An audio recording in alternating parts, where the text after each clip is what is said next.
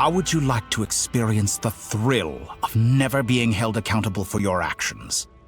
You could crush people like ants without consequence, or tear off their heads or limbs as you please. Believe me, such a life is but one small step away. What point is he trying to make? Freedom? But the freedom to kill? To do evil and get away with it?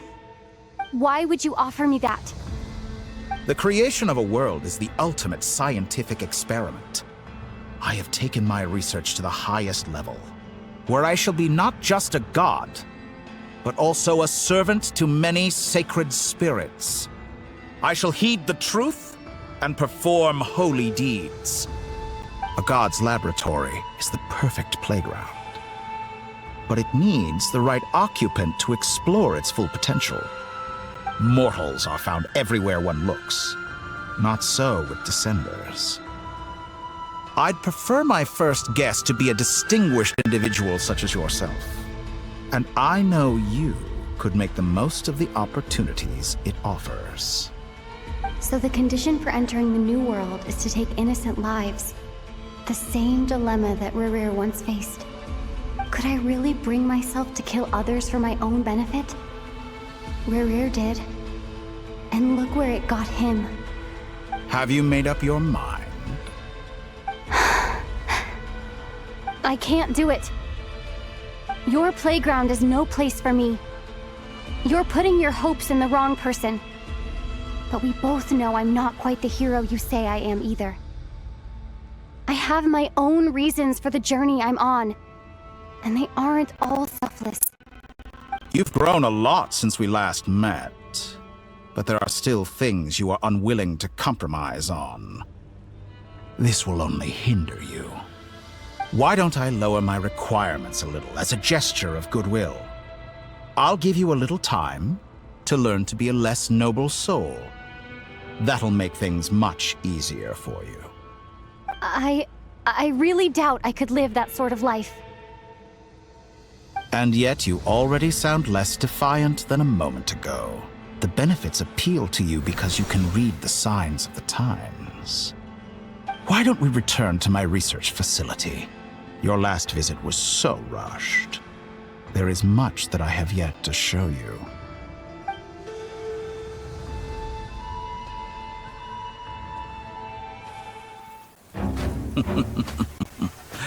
Now to that question, Heroes don't attack from behind. Guess I'm no hero. This is most disappointing.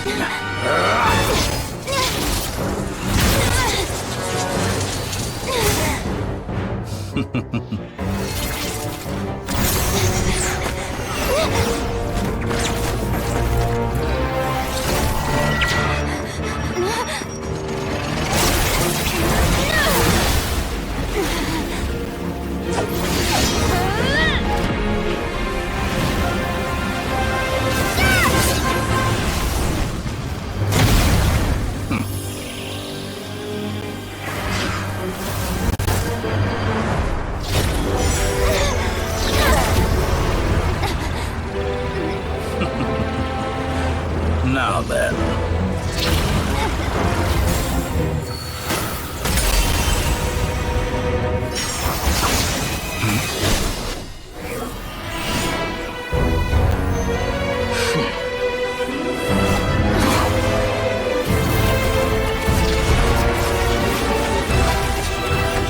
A new face. Interesting.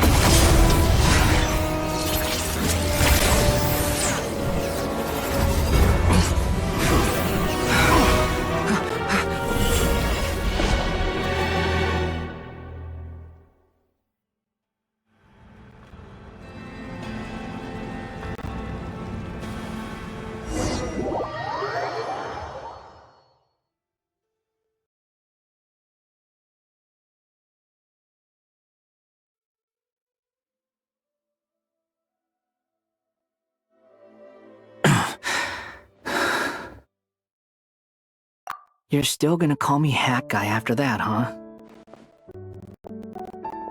I didn't see anyone else in there who needed saving.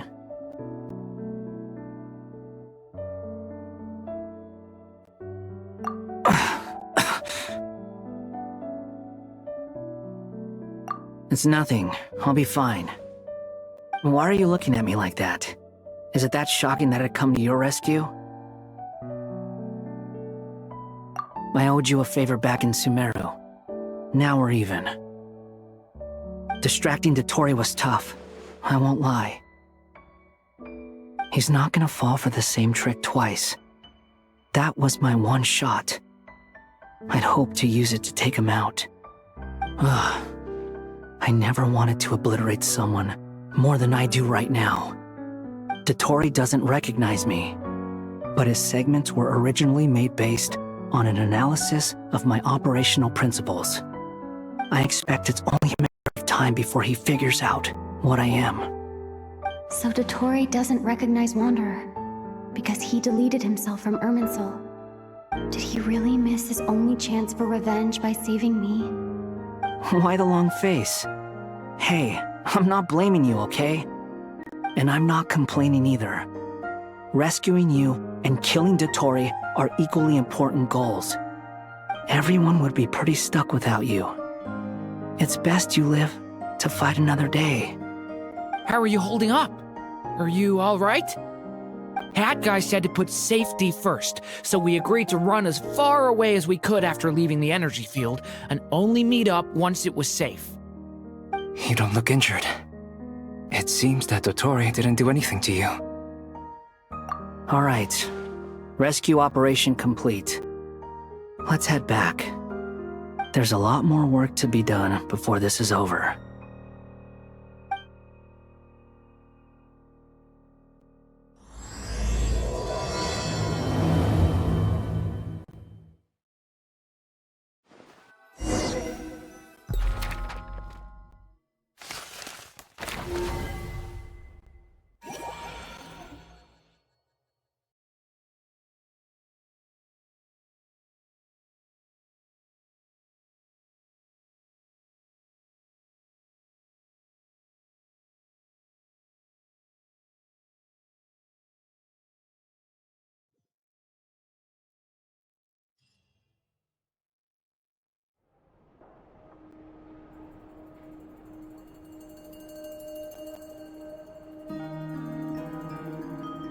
Understood.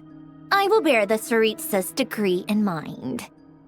I don't see what's so awesome about it, though.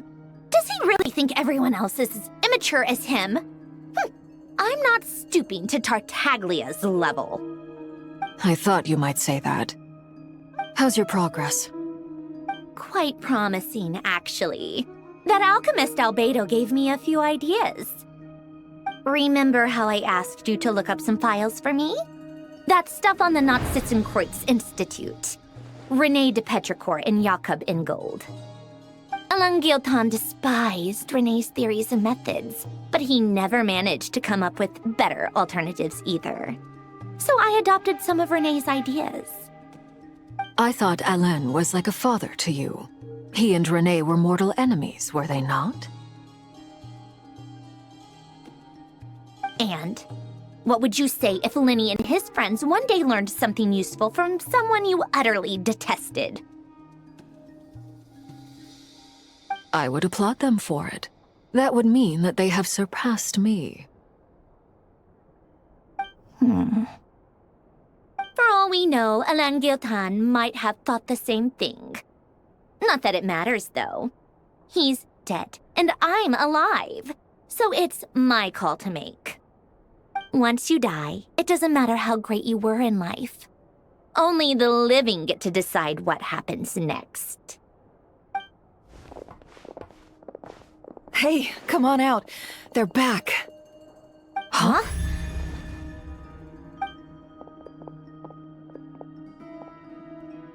You're back? And your head's still screwed on? And you still have all your limbs?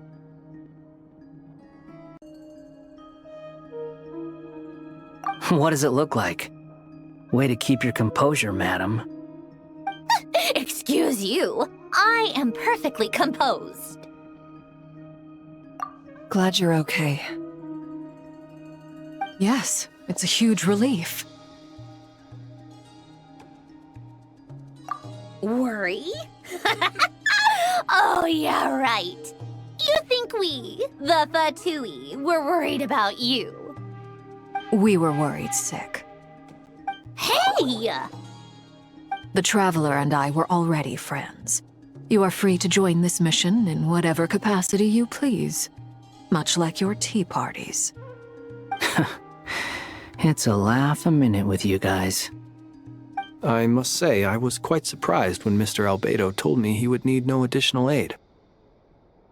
We discussed this on our way back as well. I am rarely so unequivocal, but in this case, we had full confidence in Hat Guy. He said he knew what he was doing. Albedo and I pretty much had to just wait outside on standby.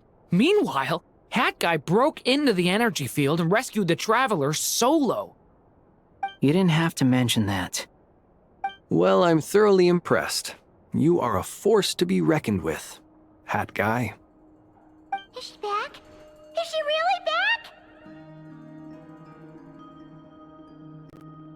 Traveler! It's really you! Oh, thank goodness! Paimon missed you so much! You can finally breathe easy, Paimon. It's great to have you back in one piece! Oh, Paimon's been having nightmares the whole time you were gone! Look at them. You know, once you reach my age, there's nothing better than watching a misty-eyed reunion between friends. It's nothing. Same goes when you get to my age, too. I bet Ino and Anefa would be tearing up as well if they were here.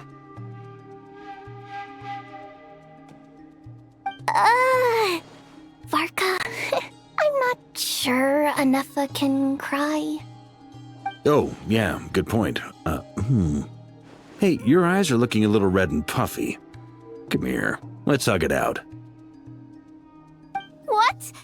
Ew, no! No, thank you. You're not my dad, okay? Knock it off! Everyone, I'm sorry for all the trouble I caused you. But the silver lining is, I didn't come away from this ordeal empty-handed.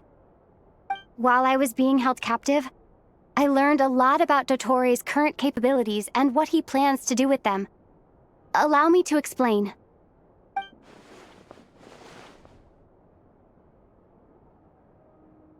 The three moon goddesses were even more powerful than we imagined. No wonder Dottore believes himself to be equal to the gods, maybe even superior. Utter blasphemy. While everyone was gone, Nefer and I made an interesting discovery, and I believe Miss Sandrone has something to share too. Ma'am, perhaps you could do the honors?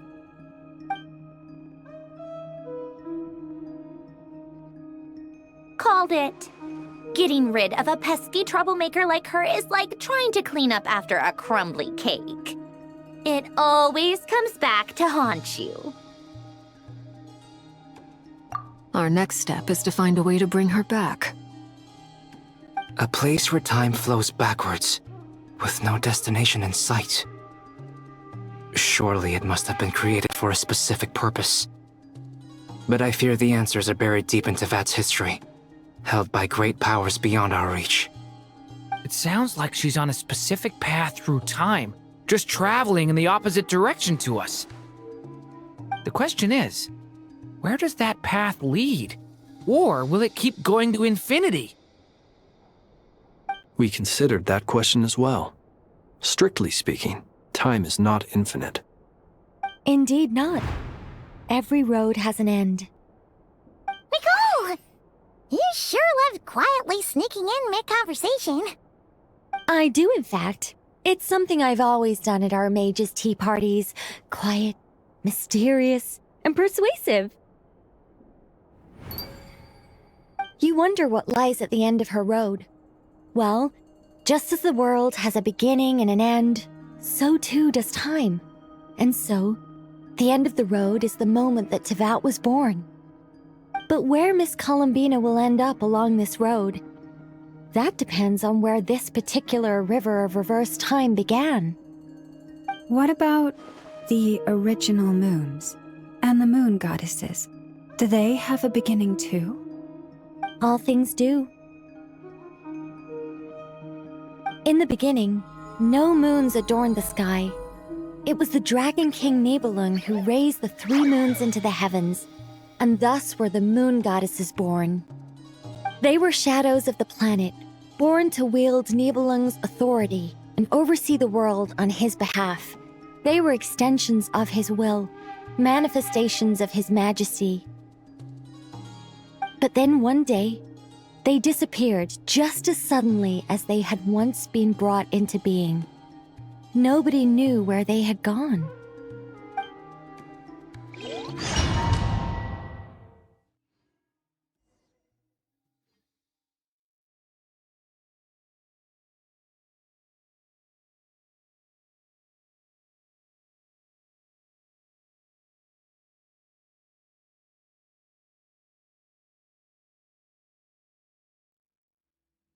Like I thought, no more paths back to reality have emerged since.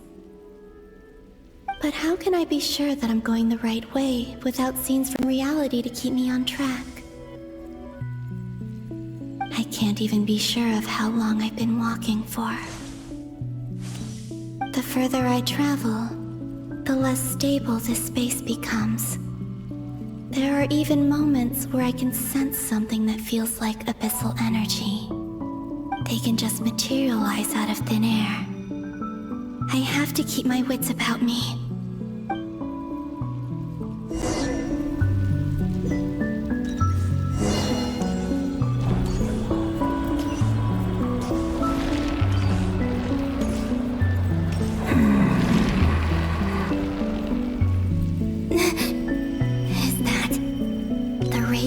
Solnari? I can't believe he survived. How did he do it?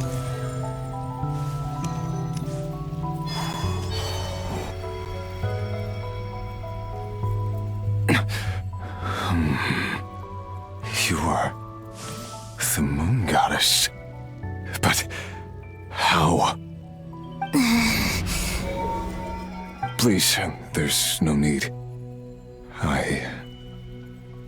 I'm not interested in fighting anymore. I find that a little difficult to believe. Yeah. Honestly, so do I. The way you used my own power against me was...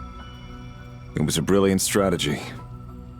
And then, in the final moment before I was thrown into this space, I got to see an old friend.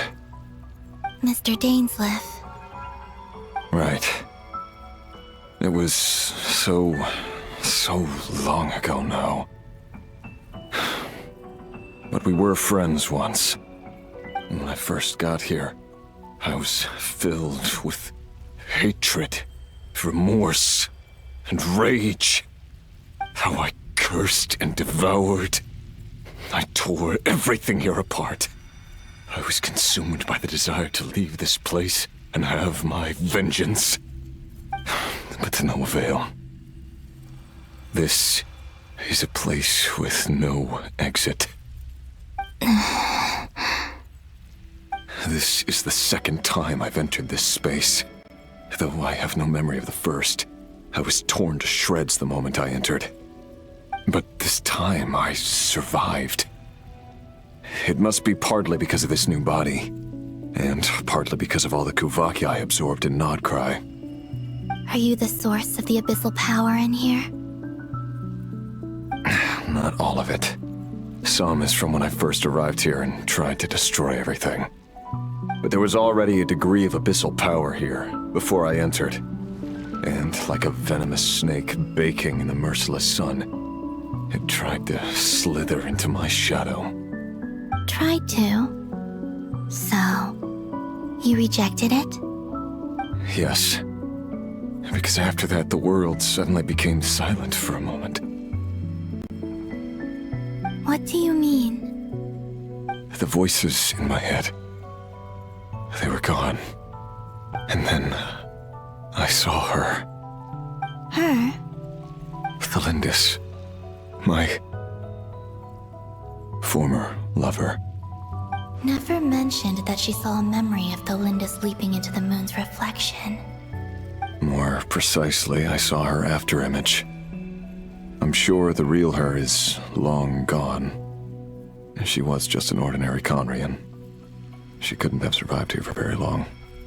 Anyway, why have you come here? Didn't you know it was a dead end? If I hadn't escaped through the moon gate, my friends would have been in far greater danger. No. I see. Because of your power. The power of a moon goddess. What? You'd like to know how I know, wouldn't you? The one who resurrected me said so. I could hear a deep lust for power in his voice. Do you mean... Dottore?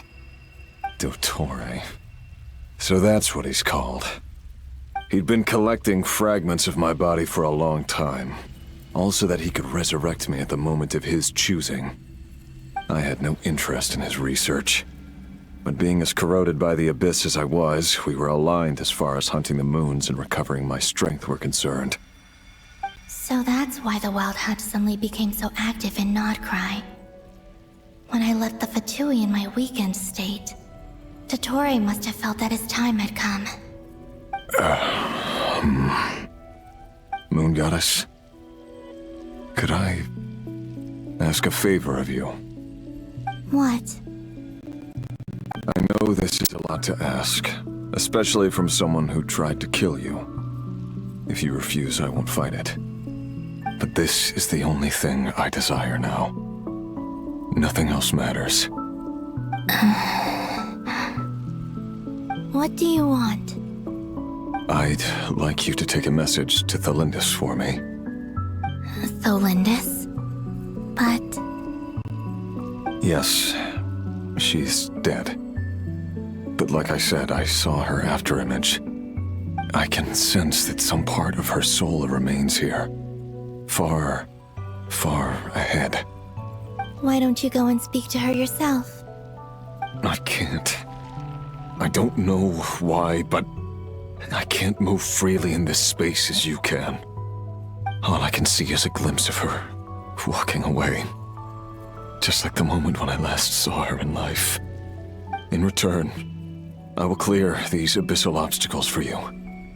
No, not in return. I'll clear them for you, whether you want to help me or not. It feels like something I ought to do. Why? Yeah. Why, indeed. I've been asking myself that question a lot recently. Why did I do the things I did? I'm tired of it all. Tired of the person I became. People used me. And then I turned around and started using others. I hurt a lot of people. I think I grew tired of it long ago. But I wouldn't admit it to myself. And ultimately, that's how I ended up here. What do you wish to tell her? All of it. My past. My mistakes. Everything that happened after we were separated. Is it okay if I give her the abridged version? Yeah, I'm sure there's plenty you can skip over. Just tell her the important parts. Whatever you think that means. Like the part where you relentlessly tried to kill us? It's up to you. Love demands honesty. But my relationship with Thelindis was built on lies. We hid too much from each other. But after living my whole life in the shadows, I don't want to hide anything anymore. I will do my best.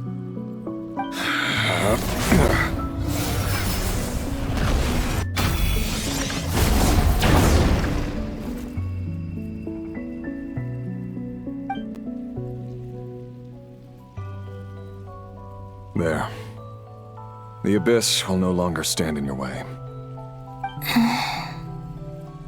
Even though Mr. Dainsliff felt he had to fight you, I think he still regarded you as a friend. Dane? He said that you betrayed him, but he also felt great remorse at never having understood what you were truly going through.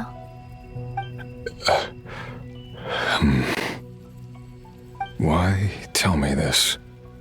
Because if he'd known that someone could take a message to you, I believe that's what he would have said. Thank you. It means a lot. I know this will sound strange coming from me, but don't die, Moon Goddess. I can tell that you're determined to get out of here.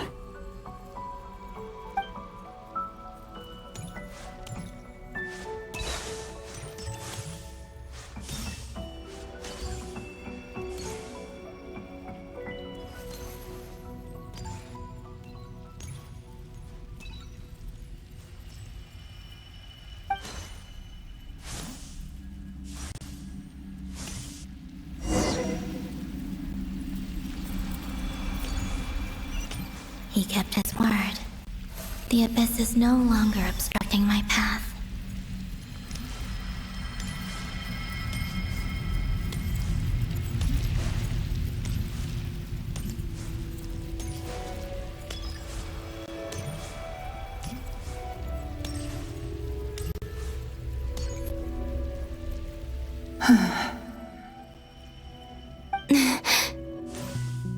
Is that the Lindis? She wasn't far off at all. And yet, they can never meet. Hello, Miss Lindis. Who are you? How do you know my name? I've never seen anyone else here before. You can call me Columbina. I promised Rerir that I'd bring a message to you. Rerir? My Rerir? Is he well? He's doing better than he was. Better than he was, huh? Sounds like he's had a pretty rough time. Others have had a rough time on his account too. In many cases, their time ran out because of him. And I'm not just talking about the children of the Crimson Moon. So, things got worse before they got better. Could you tell me what happened, Miss Columbina? Are you sure you wish to know? Yes. This is my opportunity to learn the truth. No matter how hard it is to hear, I have to know. I admire your courage. However, time is short. I cannot stay here for long.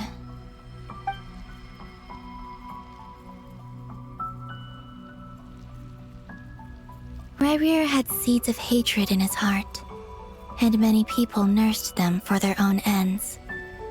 On some level, everything he did was to try and find a way to see you again. But in the end, he came to regret his mistakes. He wanted to apologize for hiding his past from you. Beyond that, he did not say specifically what it was he wished to convey to you. But I'm sure that you've always been on his mind. You are what has kept him going over all these years.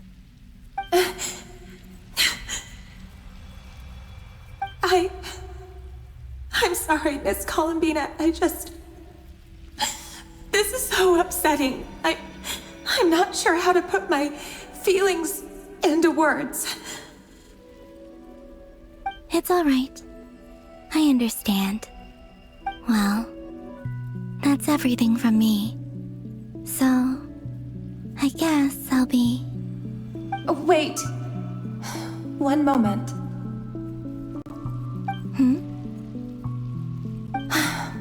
Time flows backwards here. The road ahead only leads further and further into the past. I know. I intend to reach the end of that road. Without a moon marrow, without the 3 moons' power, you won't make it far. Wait, unless... Are you one of the moon goddesses?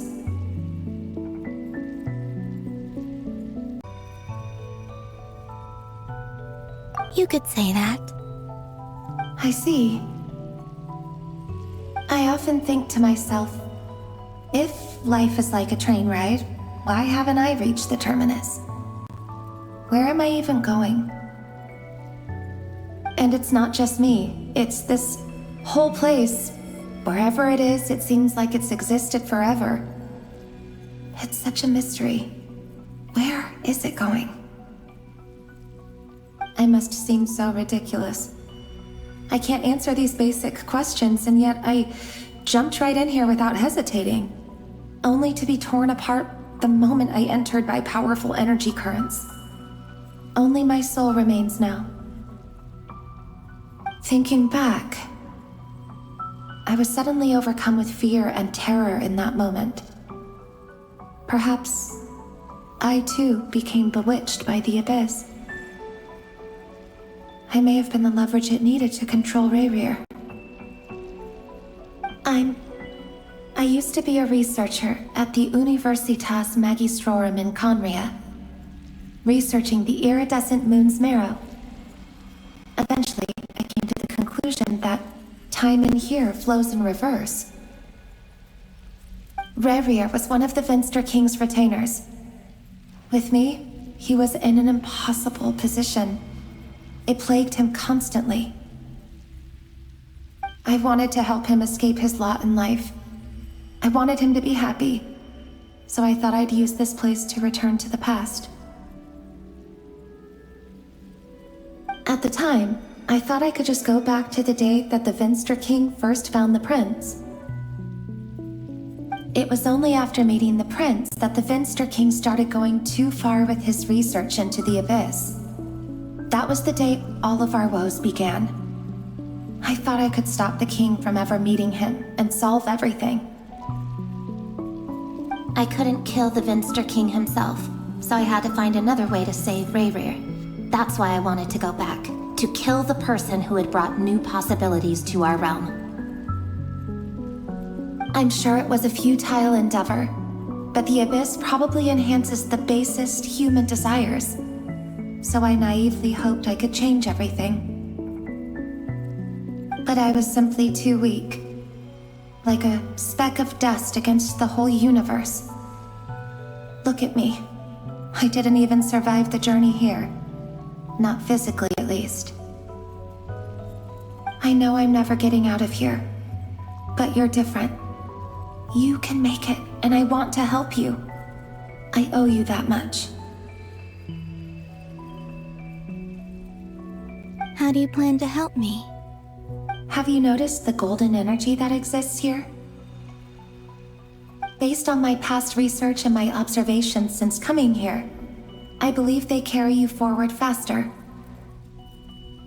I can share what I've learned and help you understand the pattern in which this energy appears.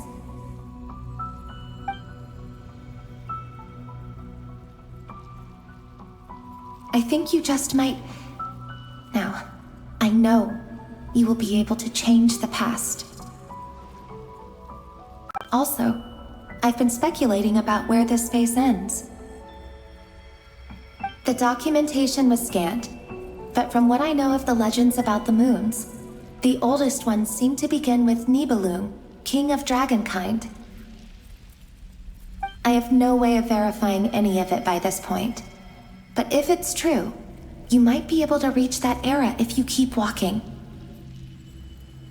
Understood. Thank you, Miss Thelindis. I'm the one who should be thanking you. If you hadn't entered this realm of everlasting death, what use would my deductions be? Thanks to you, they have some meaning. About Rayrir, I'm so sorry. for everything. It wasn't your fault. That's not true. Because we both feared bringing trouble upon each other, neither of us ever told the truth. And that dishonesty sealed our fates. But enough about that. I wish you a safe journey, Miss Columbina.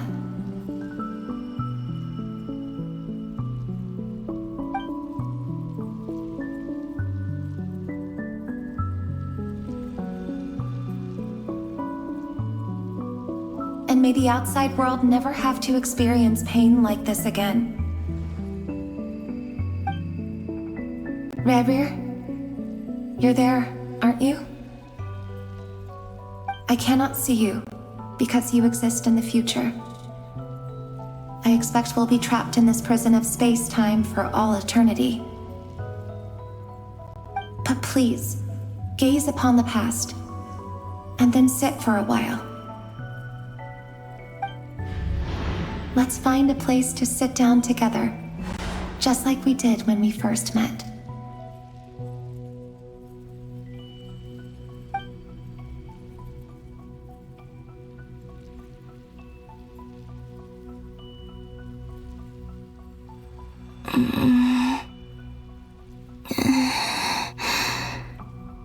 How long have I been walking? How much further till I reach the end? Is there even an end to be found? Everything's getting blurry.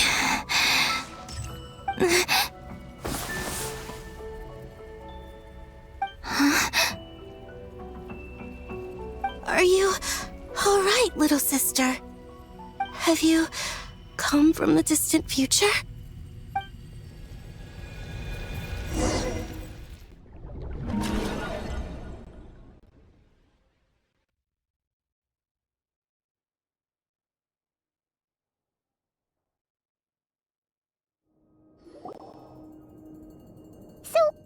How exactly did the moons just disappear? Shouldn't it be a little harder to get rid of major creations like moons? The world is a vast and ancient place. On a certain scale, all life lasts for but a fleeting moment. Miss Nicole explained that the moon goddesses likely perished in the War of Funerary Flame. The moons themselves were also destroyed at that time, save for the Frost Moon, from which a new moon goddess was later born. Am I missing something then? 'Cause the stories say that the moon goddesses were born on the moon, but doesn't Columbina say she was born in Nodcry? Huh, you're right! Why do their birthplaces differ? What's the difference between the two generations of moon goddesses? Also, remember what Sandrone said? Her scans detected 4 moons.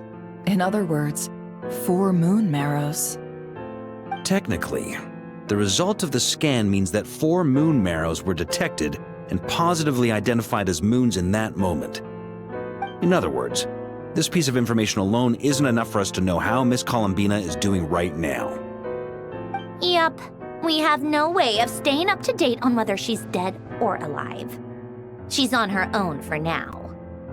But at least she's trying her best to get back to us. Yeah, she's a tough cookie, and a sore loser too.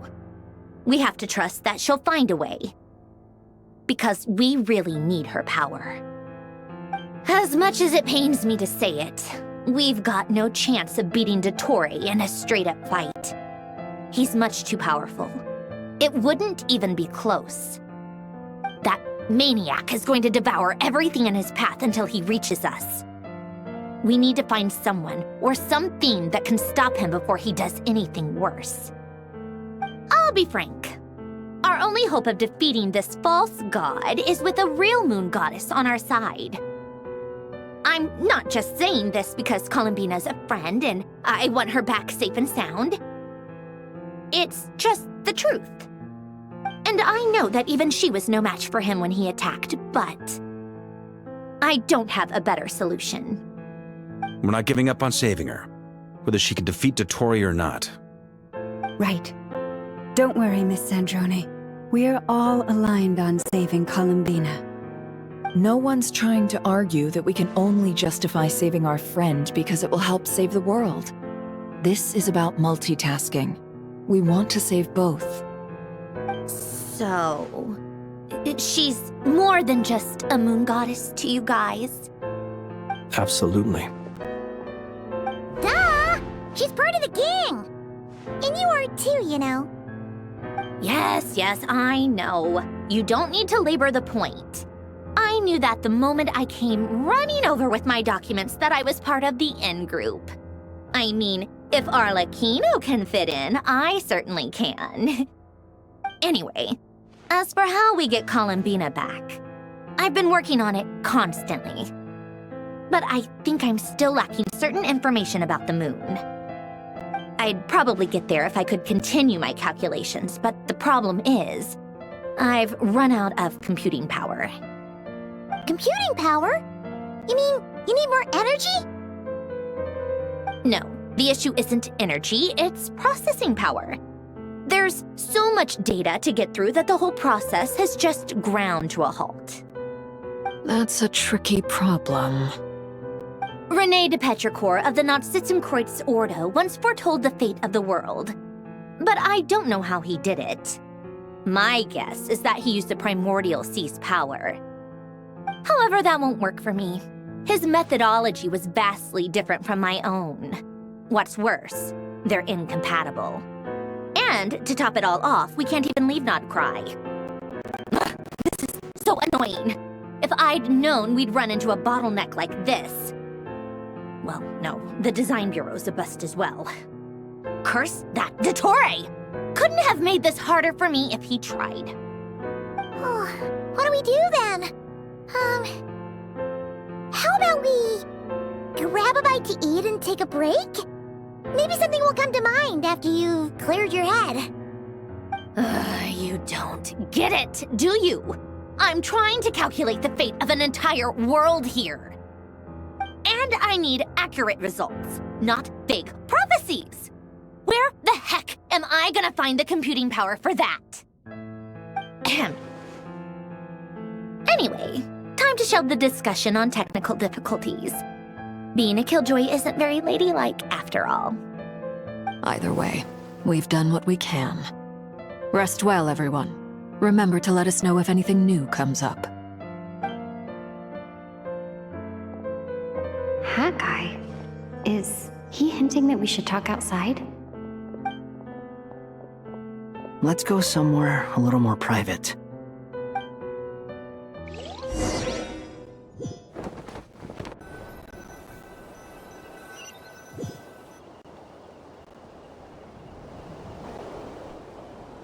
You know that Dory went back to Sumeru, right? Yeah. She mentioned she was planning to head back. Things aren't looking good for Nodcry. She's gone to spread the word so that Sumeru has a chance to prepare for the worst.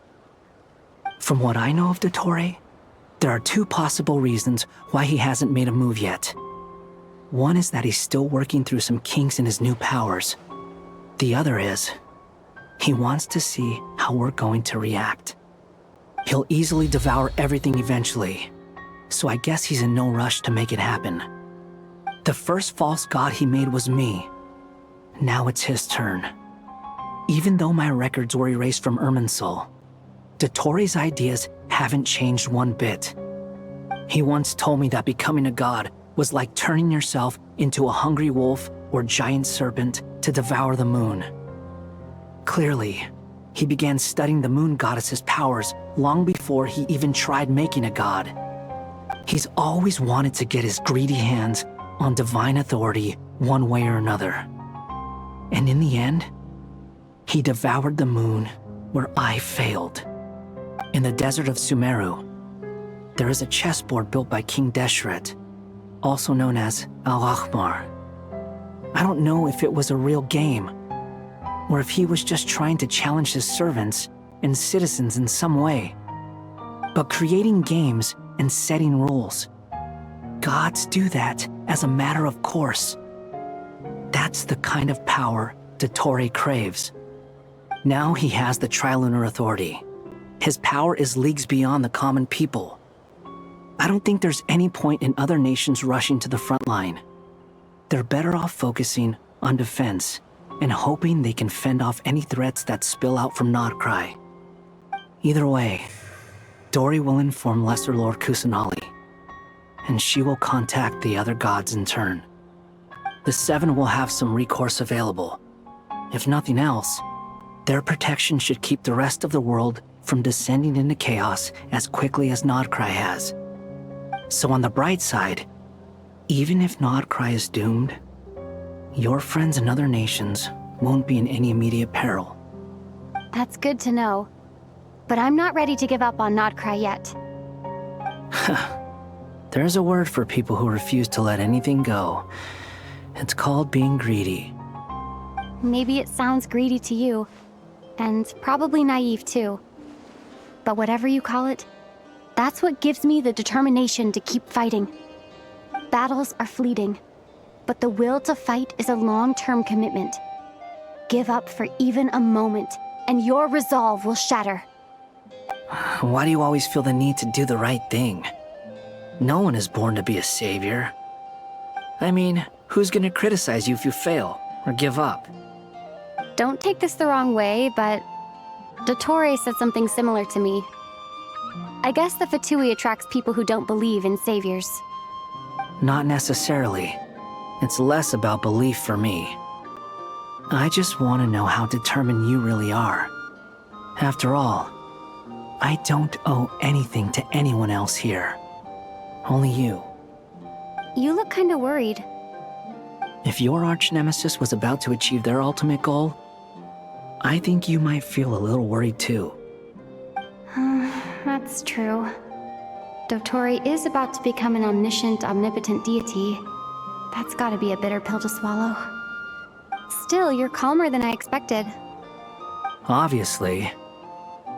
I have to admit that my past self was a reckless fool who misunderstood not only the point of revenge, but how to achieve it. And as much as I want my vengeance, I know I'm not gonna get it by acting alone. If the world's taught me anything, it's to think before I act. Too bad it never taught me any other virtues, though. So, I am going to destroy Dottore, no matter what it takes. So, what's your plan? I'll get to that. First, tell me, what do you think of Sandrone? Just like Paimon said, she's a friend, part of the gang. How much do you trust her? This is a serious question. Think carefully before you answer. Although she's with the Fatui, she has her own values, and she's helped us a lot. If nothing else, she's clearly going the extra mile for Columbina. I see no reason not to trust her. If you say so. In that case, the three of us need to talk. I have some thoughts about her computing problem. It can be solved, but it will come with a cost. How much? If I can afford it, I'll cover it. Sometimes your heroism really backs me into a corner. You know that? Come on, let's go talk to her.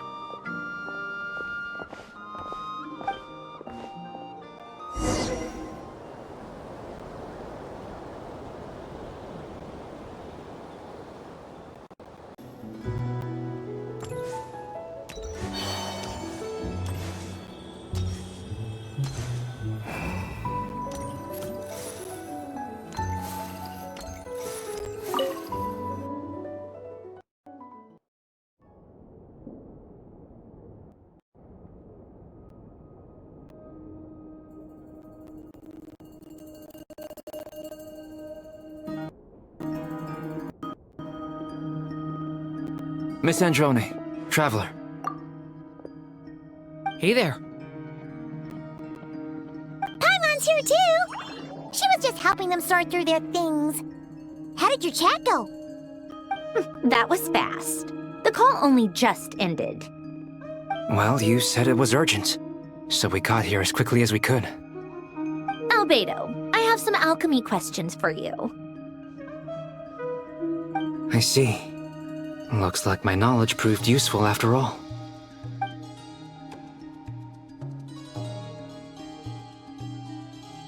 If I might ask, what is the end goal for the modified formula you'll be using?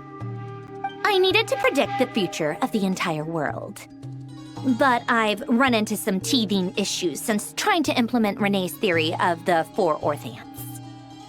I see. I'll have a look at it. Still, computing power is the real issue here. How do you plan to solve it? About that, it's been sorted. Oh, with the Traveler's help? Actually, you're not wrong. She found the person with the solution. Was it Hat Guy? Yeah, it was him. Wow! Go Hat Guy! Seems like all that time studying at the academia is paying off big time. But where is he? Wasn't he the one who asked Albedo and I to come here? Come with me.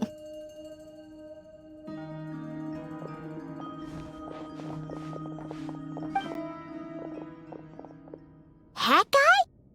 What's happened to him? Hat Guy! Can you hear us? No response. I guess he's in hibernation. Hat Guy mentioned that he was a puppet. It seems that his functions are currently shut down. I presume this has something to do with the solution to your computing problem. That's right. He and the Traveler came to see me. Wait, what? You have a solution? Would you calm down? Why do you always react so hysterically to everything? Excuse me? How would you know? You shouldn't be so quick to judge complete strangers. It's very bad manners. Oh, please. It doesn't take that long to figure out that you have a temper. Where does a mere student get that kind of confidence? I've actually published more papers than you. Not that status counts for much. Even Paimon's applied for academia admission. Huh? Are you serious? See? This is why I can't be bothered to explain myself. She recognizes no one's skills but her own. Okay, fine. I'll hear you out. So, tell me, how do you propose to solve my computing power problem? This world itself is constantly processing all kinds of information. If it's the world's future you're trying to calculate, you need a processing device that's designed to cope with that volume. Easier said than done. Only Irminsul can handle that kind of... Wait, is that what you're suggesting? But surely we can't just plug my formula directly into the ley lines. You should be able to tell that I'm not human, right? Yeah, I noticed. The technology, though, seems pretty ancient. Very different from Pontaine's. It's a completely different system. Conrian, to be precise. I'm what they would have called a puppet. Puppets need an energy source and processing power. The artisans who built them sought out the materials most suited for that purpose. You? Do you mean... The Traveler and I have talked it over. She's willing to vouch for you. So, I'll allow you to borrow my core for your calculations. It was built using wood from a silver white tree, which makes it a small part of Irminsul. Conrian technology and Irminsul wood. Who in the world could have built you? Are you sure about this? A puppet without its core will cease functioning completely. And if it's left in that state for too long, it might not recover. You could die if you do this. You do realize that, don't you? I can put two and two together, yes. No need to rub it in. I won't lie to you. This has never been done before. I cannot guarantee your safety. Doesn't matter. I'm prepared for the worst. Did you two actually talk this through? Is he... Are we really considering this? Yes, we discussed it. The bottom line is, he trusts me and I trust you. Let's give it a shot, shall we? Honestly, I have no clue where this kid even came from. But for whatever reason, he lent me his core to use in my formula. I'm very close to finishing my calculations now, and the core is currently in use. So I'm sorry, but I can only show you a sketch right now. This is what the core looks like. A silver white branch. It certainly matches the legends told about Irminsul. Is Hat Guy gonna be okay? He's not gonna die, right? Right? In theory, he should be fine. As long as we put his core back in time. Beyond that, all I can say is that I'll try my best to avoid risk and make sure the core doesn't sustain any damage. I think I know why you called us here now. Someone needs to watch over his body and make sure it's protected until the process completes. Correct. He said that the only ones he trusts here are you two, and the Traveler. And the Traveler will have other work to do. He will have our undivided attention. Aww, Hat Guy. On a more positive note, things are progressing steadily on my end. I'll call everyone in for a meeting once the results are out.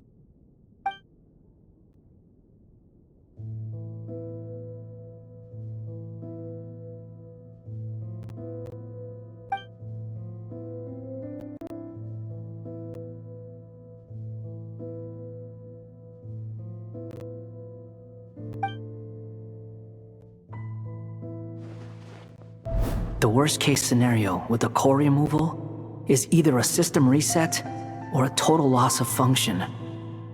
But I'm not afraid. A quiet death should have been my fate long ago.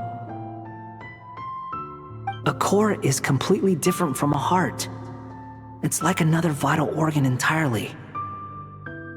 I never believed it could be a true replacement for what I sought.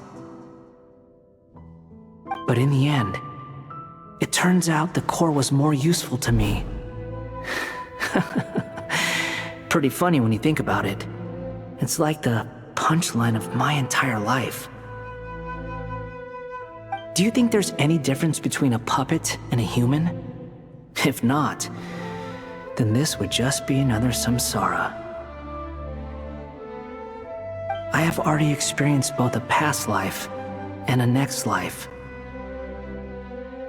Part of me wonders whether I'm only capable of making this decision because I've become a real human. What's with that expression?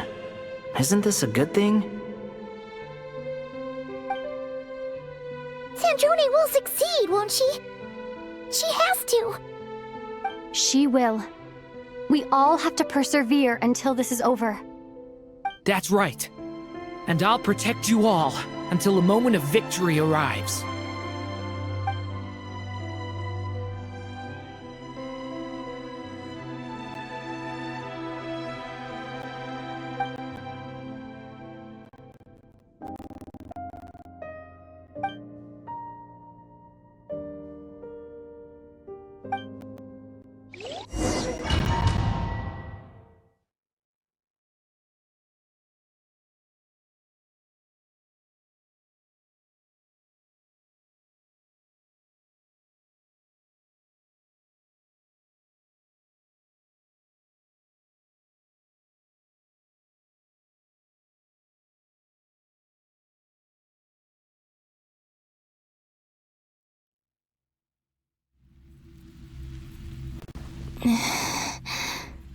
Who are you? Call me Sonnet. You have the same power as Canon. Sonnet. So, you're the goddess of the iridescent moon? Oh, goodness! You recognize me? Well then, what's your name? Columbina. Columbina Hyposelenia. Hyposelenia? What a lovely name. Did you choose it yourself? It was a joint effort between me and my friends. Friends? You mean your friends in the heavens? Huh? Oh, sorry. You must be exhausted. I apologize. Hang in there. Let me introduce you to my older sisters. Do you mean the other two moon goddesses? Arya and Canon? Wow, you sure know a lot. Hey, does that mean that our story goes on into the future? Oh, I guess that wasn't the best question to ask. It's alright. We were prepared for that possibility. You could say we were too prepared. I can't even remember how long my sisters and I have been here by this point. When did you get here? How long has it been? I can't say for sure, but it feels like it's been forever. I see.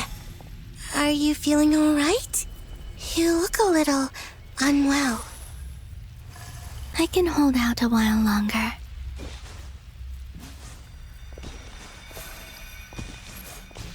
We don't have far to go. The place where my sisters and I are based is just up ahead. Don't worry, they're both really nice. I'll introduce you.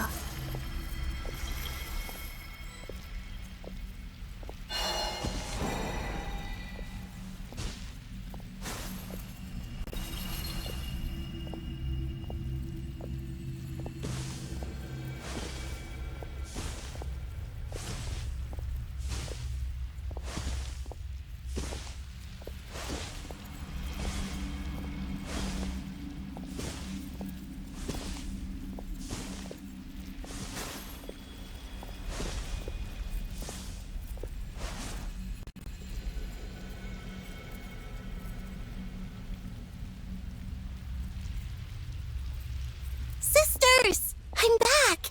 And look who I've brought with me!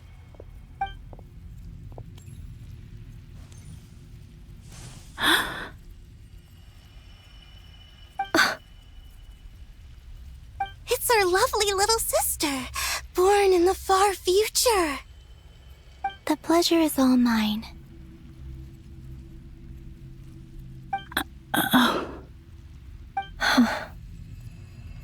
Allow me to introduce you to Columbina Hyposelenia.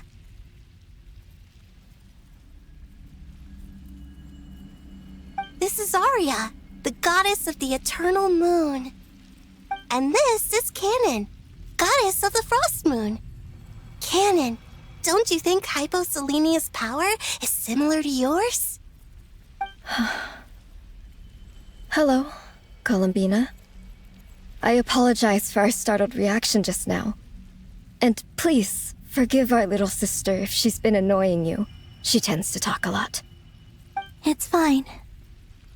You seem shy. Don't worry, Columbina Hyposelenia. No one can hurt you here. Could you tell me where here is? Please. I must know.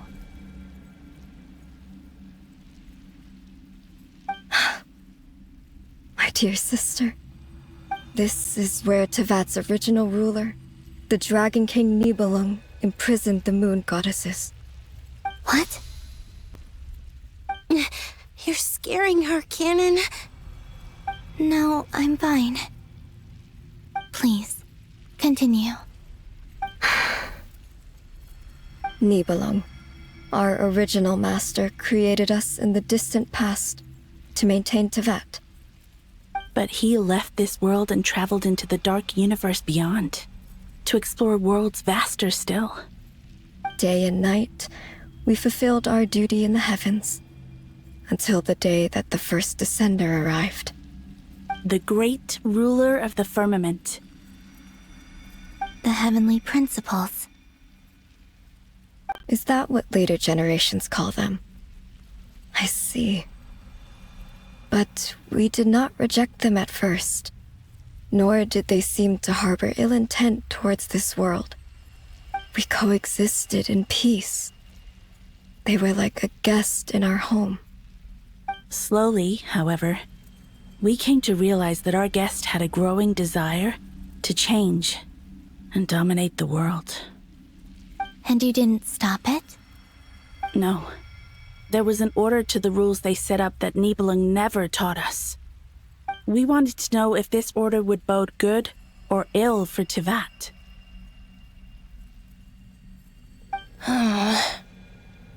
All right. Canon and I wanted to know. Sonnet was against it from the outset.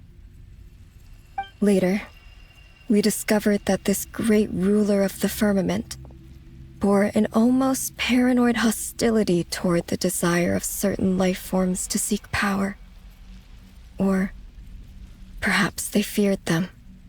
They would even cast down celestial nails as manifestations of their power, to punish the civilizations of the world below. Only this was far beyond mere punishment. Right. Their rules brought order, but the price people paid for merely testing the limits of those rules was far too great. I did everything in my power to help the punished escape catastrophe, but still, too many lives were lost. The ancestors of the Frost Moon Scions were some of the ones you helped. But just when we had decided to take countermeasures, the Dragon King, Nibelung, returned. And so began the War of Funerary Flame. So, that's the name the world gave that war in the future. Well, who won in the end? As far as I know, the Heavenly Principles won, although it came at a great cost. They remained in Tevat, where they continue to rule to this day. And the world's original master, the Dragon King Nibelung, was destroyed. And what of the moons? Are there still 3 moons in Tevat's skies? You can tell us the truth, Columbina. We know we are but remnants of a bygone age. We are prepared for the answer. Only the Frost Moon remains. But it has been cast beyond the false firmament by the Heavenly Principles.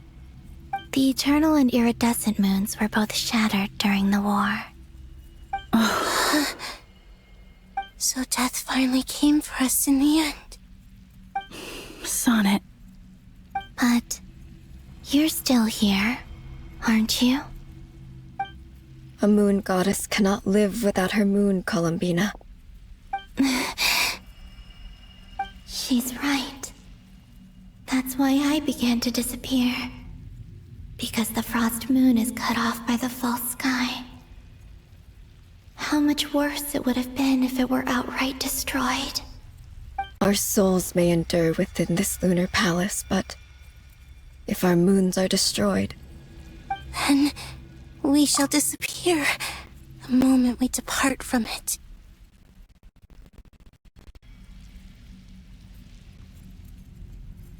I'm sorry. There's no need to apologize to us, dear sister. If anything, we owe the world an apology. If only we'd decided to act sooner, rather than arguing amongst ourselves. all the more reason not to spend this time in regret and repentance. Instead, we should focus our efforts on how we might help our future sister. Sorry? Don't you see, Columbina, your story is not yet over. Is that not why you are here?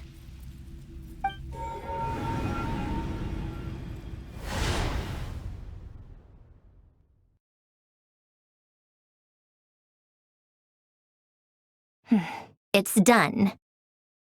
Initiate numerological array. Continue running primary process. Calculate the world's fate through extrapolation, and identify nodes of potential change. Secondary process, scan for moons. Still 4. The number of moon marrows hasn't changed. Wait, let me think. Is it possible that there's something I've been misunderstanding about the moons all along? Variables. Variables in the world. I know where potential variables within the world come from. So what about the moons? Are there any variables there? Like their life or death, for instance. What if being alive or dead makes no difference to a moon? But that's so strange. Even immortal gods can die. Why would the moons alone be... Wait!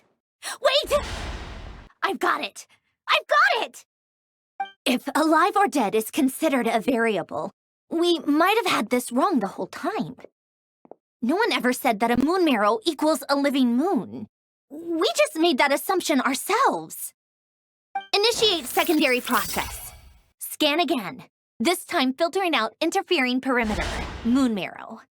I don't care if they're natural or artificial. Get them out of my search results! Why? It says 3 moons still exist in Teyvat, even after excluding the moon marrows.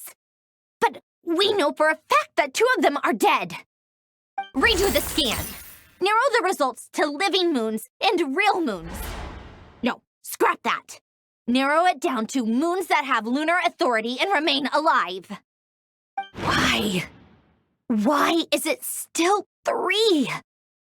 What is this, Columbina? Has the world lied to us? Or are you the one pulling the wool over our eyes?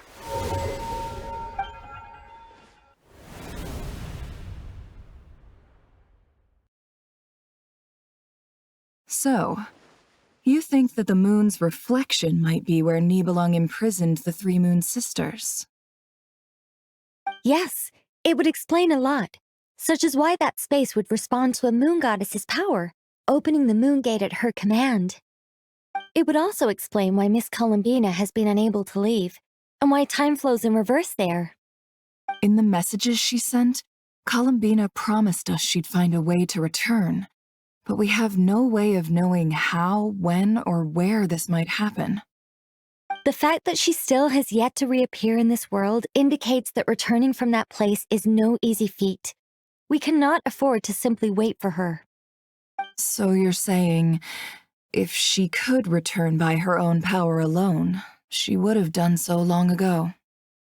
Yes, she certainly wouldn't leave it to this late stage when it's so touch and go. I've been giving this some thought, and I've come to believe that Luanatar might be an anchor that she left behind, as a sort of future waypoint. This could also explain why Luanatar is always by the traveler's side. Sounds like a plausible theory. If that's the case, there must be some criteria we need to fulfill to allow Columbina to return to the present. The question is, what could they be?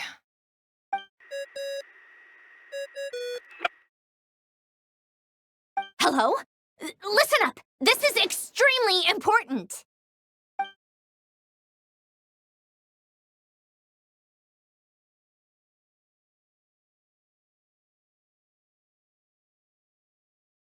Not only is Columbina alive, but she may well exist in a form unimaginable to us. I'm still unclear on the details, but she's done something truly inconceivable in the past.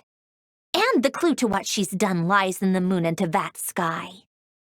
Truly amazing. Oh, I'm so delighted for her. I'm sure we all feel the same. And I'm sure Columbina is ready to get back here and fight by our side. I'll keep my calculations going and try to find some way of coordinating with her. But that's not an excuse for everyone else to slack off, okay? All of you had better keep trying to think of solutions. How can the dead moon still live? And Luanatar...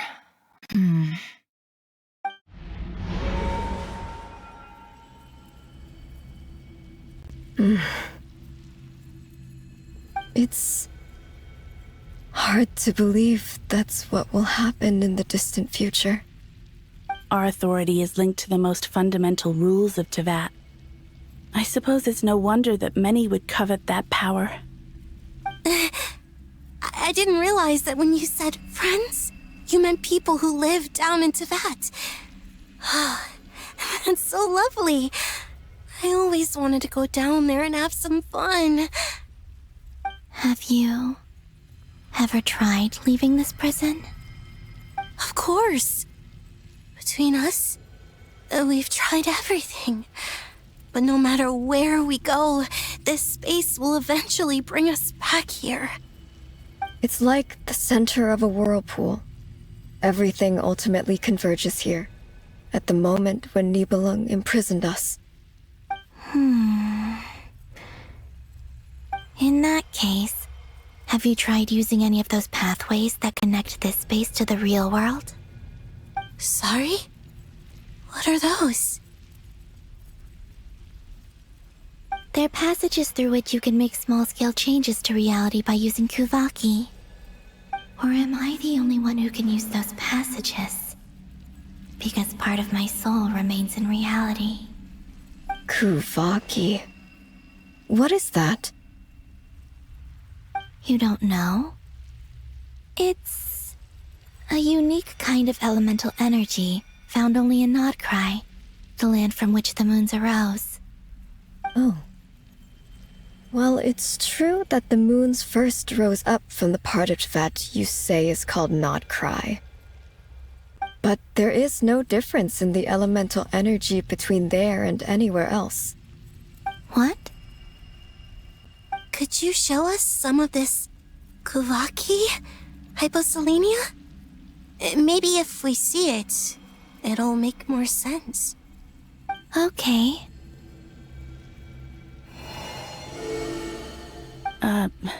Isn't that just your power? What? But it's everywhere in Nodcry. In the air, in the land. Even the creatures who live there have adapted to its influence. How curious. This Kuvaki certainly did not exist anywhere in the world before we were imprisoned. Let alone influence living creatures. So, how exactly does it affect them anyway? Can they float in the air like us? This is so strange. Why would their reality differ so much from mine? Columbina, you're looking for more than just a way out of here, aren't you? Yes.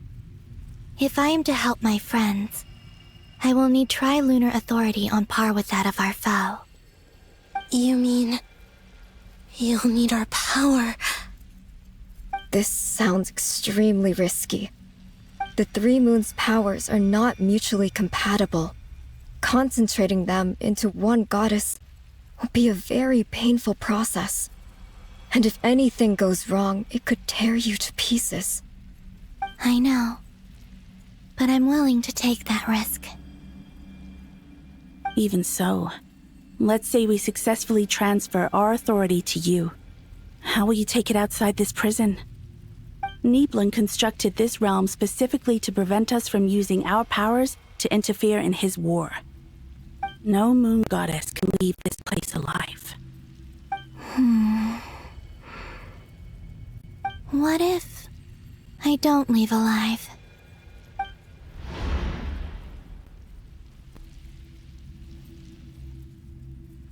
Where do we even start? How are we supposed to figure out what we're meant to do to help Columbina?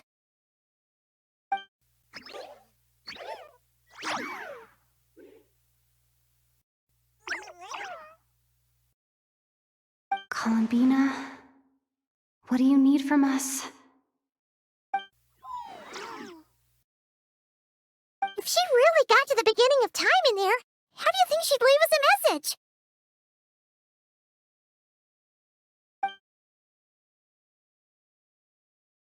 You don't think she'd write it down on a stone tablet somewhere in the hopes that we'd find it, do you?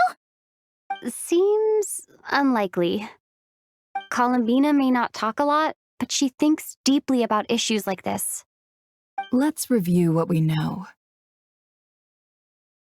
This is the Columbina who fought alongside us against the Rahir of Solnari, and with whom we celebrated Moon Prayer Night. She knows our personalities, our ways of doing things, even our unique strengths and abilities. So, if she wanted to tell us something from a long, long time ago, what would she do? Oh.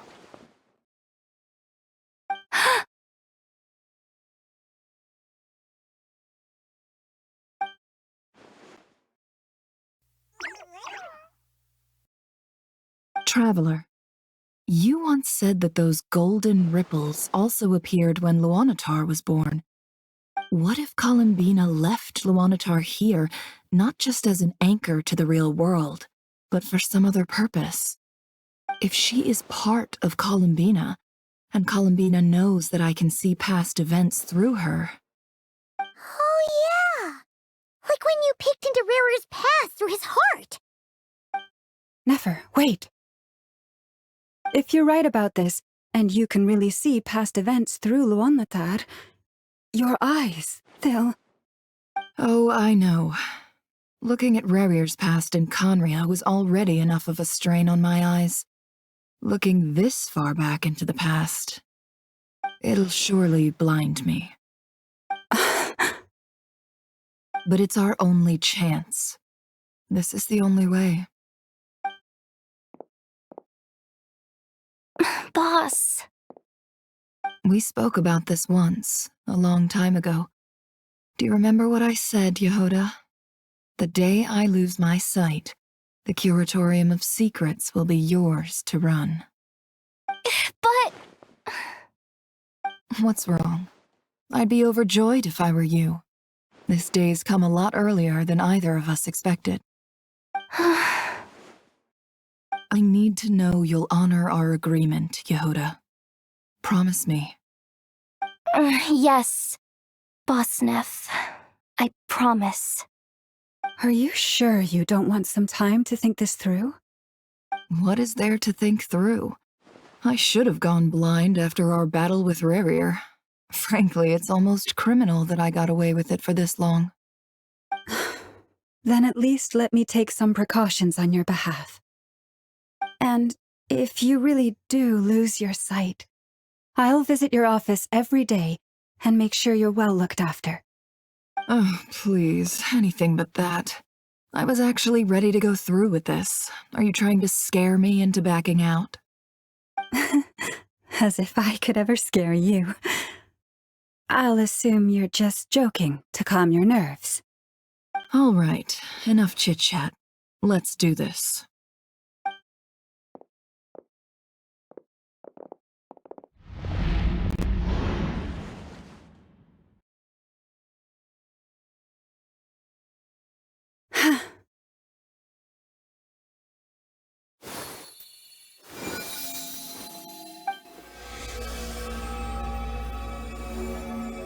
All done. Good. Now give me some space.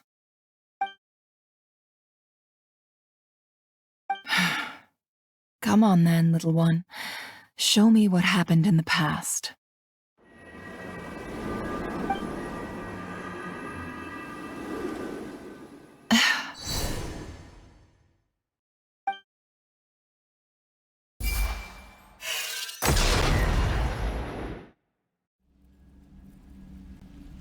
Between the Trilunar Authority, Kuvaki, and the sole-surviving moon, the Frost Moon, I think I might know how to get back.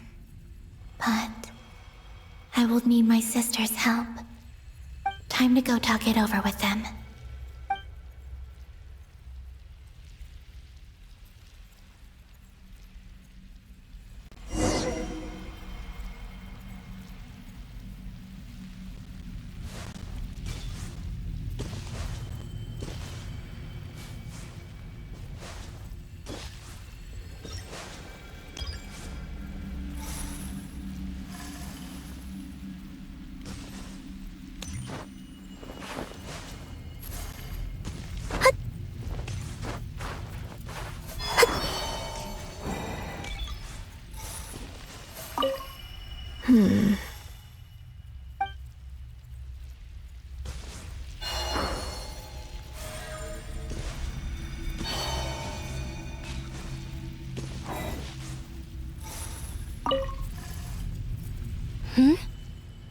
Have you decided what to do?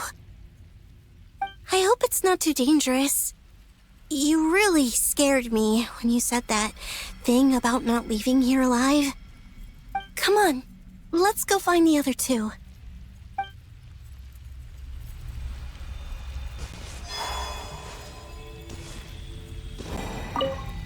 It seems you have reached a decision. I'm all ears. What do you propose?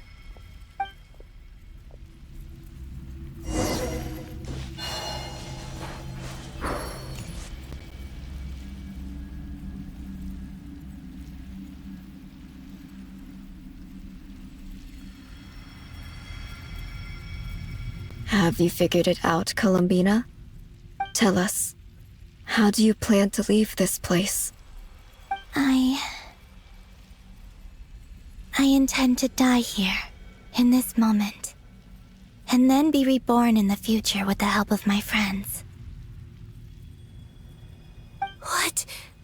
What are you saying? How can the dead be reborn? And how will you inform these future friends of your plans? You can't exactly leave oracles. Nothing can escape this place. Not a single ray of moonlight. And even if you found a way, what if they never find the message you left for them? You'll... No, that won't happen. Come again? They will find my message. I'm sure of it. I'm not following. How exactly will you achieve this? It's quite simple, really. First, I will leave my soul here.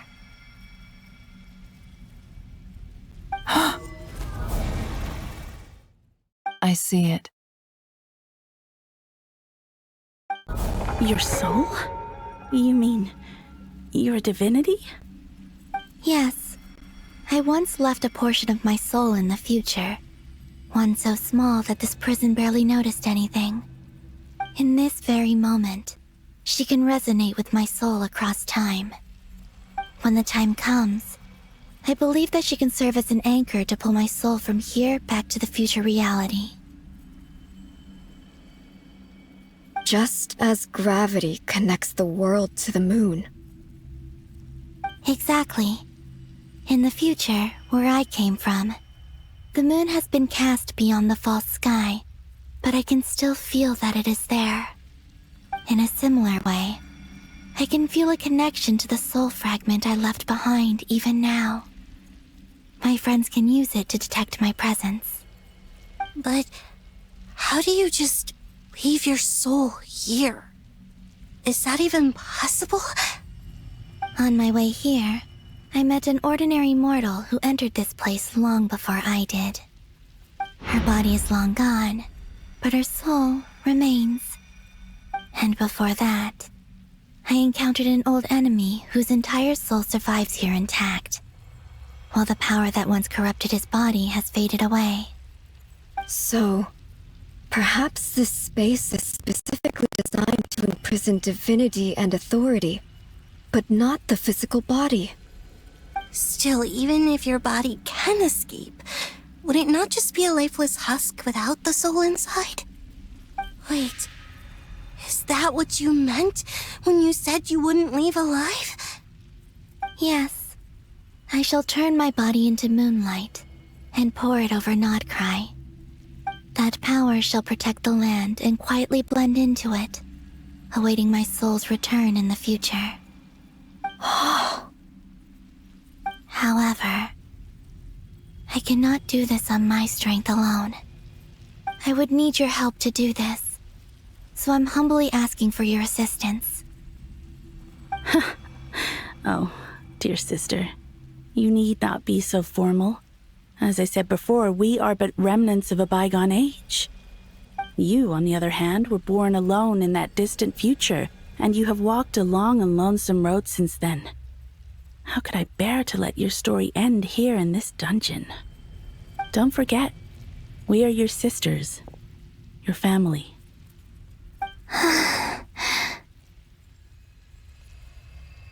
Arya's right. Actually, I've always wanted a little sister.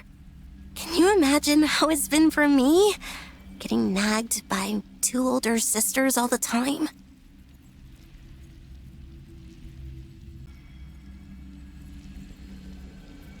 Now, I finally get to be the big sis.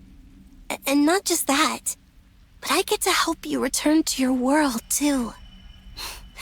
How could I say no to that? Sonnet. Canon?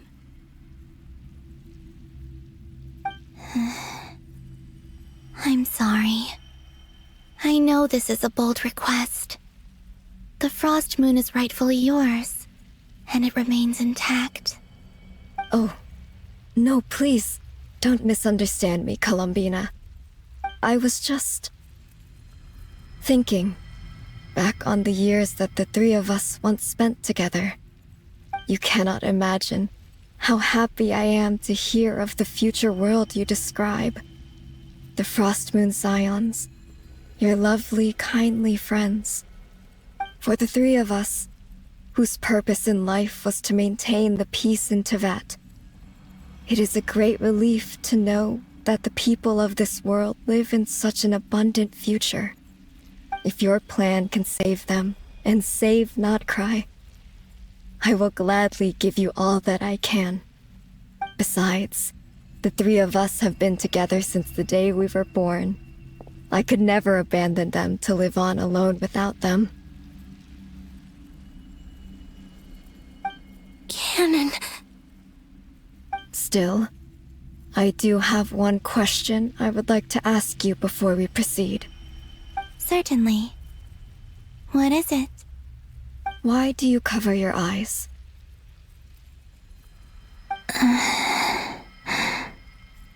Yeah, I was curious about that too. But it seemed personal, so I didn't want to intrude.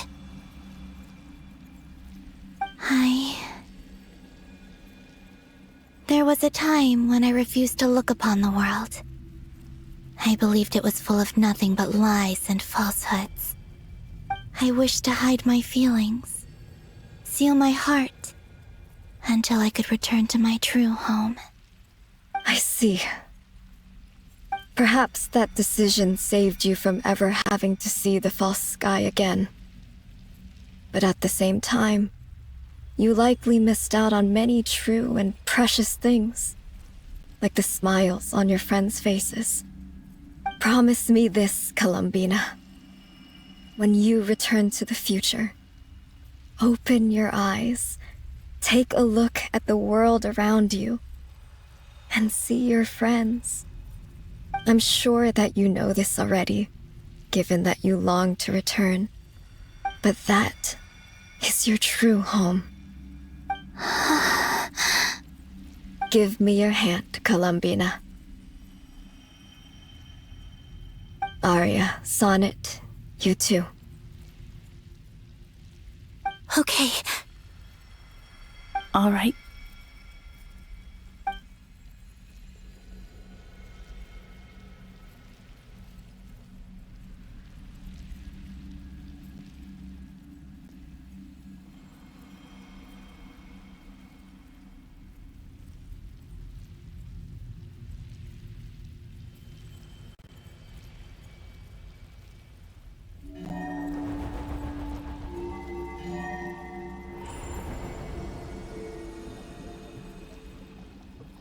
We once were the songs sung for eternity, but now it is you who must continue to sing. We once were the tides in the great river of time, but now we subside, and you arise. We were the messengers of madness and inspiration. But now, the lies have faded, and your truth must endure. We are souls awaiting the sun.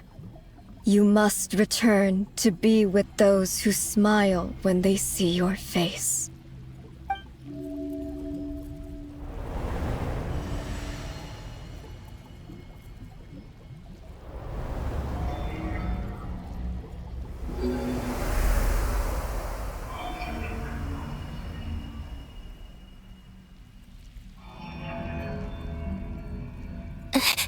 Is it done? Yes. We have transferred the authority over all 3 moons to Columbina Hyposelenia. From this moment on, she is the Tri-Lune Goddess, the one and only moon goddess of this world.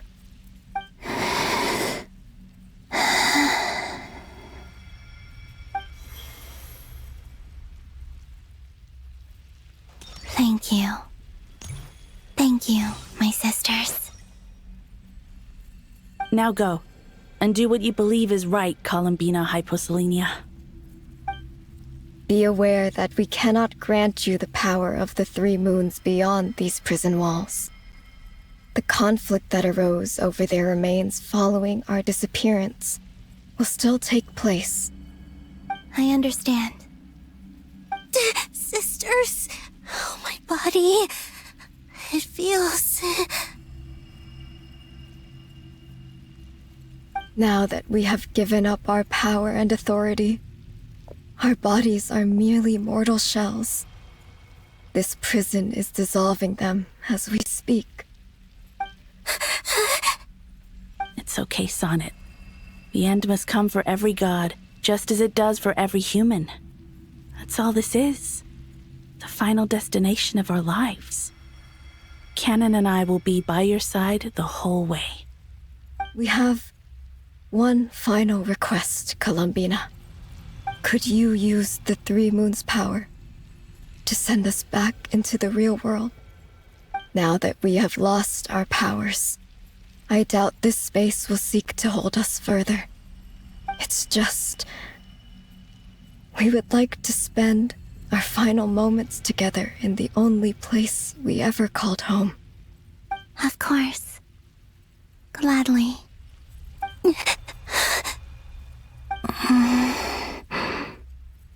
Sonnet. Yes. Don't... I wish I could tell her not to give in to the abyss. Not to be afraid. But is this really what I should say at this moment? Don't forget. I'm so glad to have a big sister like you.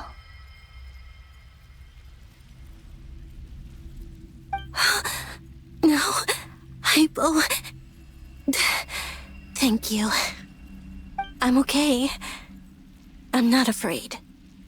As long as my sisters are with me, I won't be afraid.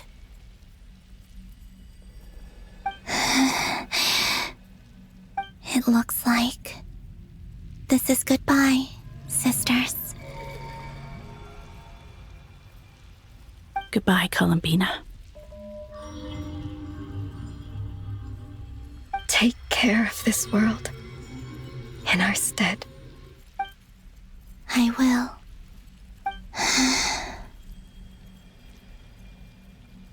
And now, it's time for me to bid farewell to my body too. May it become the moonlight that keeps Nodcry company through the long years ahead. So this is why Nodcry was not always home to Kuvaki. It only appeared after I poured my body out upon this land, and only this land. Kuvaki responds to me because it is me, my body, answering the call of my soul. And the golden energy I've encountered on my way here was, in fact, that very soul, which I am about to leave here to guide me.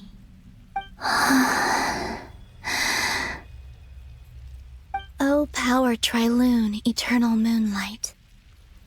I, Columbina Hyposelenia, lay aside my body. Let it be cast into the dark night to illuminate the future.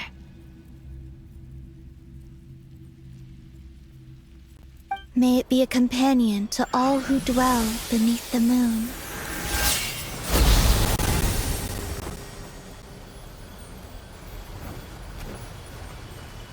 Until the time comes for me to return home.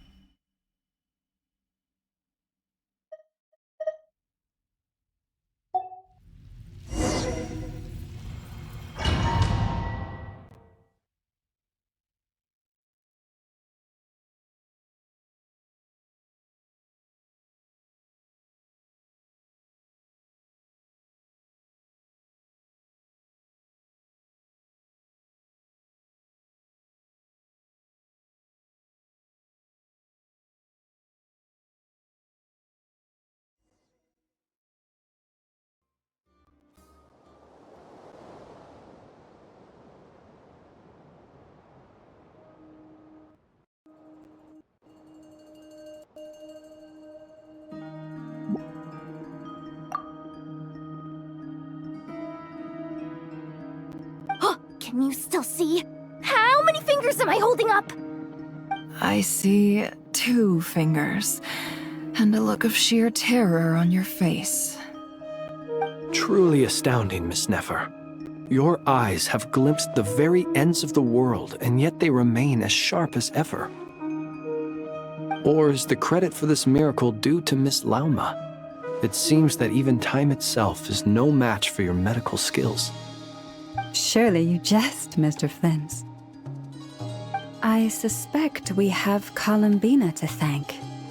She must have realized the immense toll that the ritual would take and purposely set aside some of her power in the past to protect Nefer's eyes when this moment arrived. There is always a great price to pay for witnessing the truth, but it seems that this time, Columbina has shouldered that burden on our behalf. She chose the perfect method of getting a message to us. Though her eyes were always shut, she was clearly so perceptive. She knows us well. She knew exactly how we would think and what we would try. Despite being separated by time and space, we're seeing the same possibilities and seizing the same opportunities. We still don't even know if she's okay right now. But as long as there's a chance we can do something, we'll fight to make it happen. We'll get you back somehow, Columbina.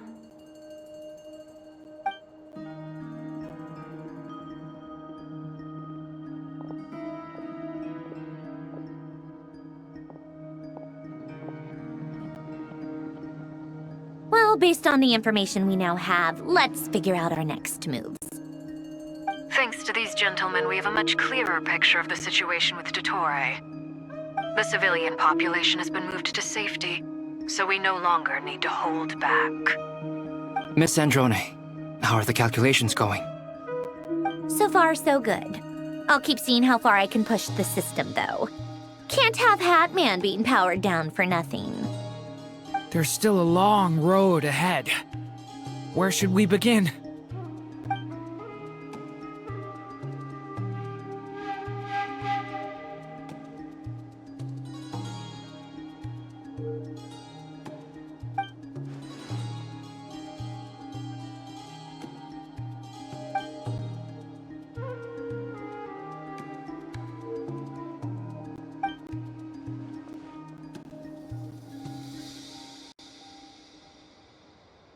Our plan is clear. Time is short, so let's get moving. There's just never enough time, is there? Time is the bane of my existence. Ugh. Anyway, I'm gonna get back to work. All right, we'll do our part too. Yeah.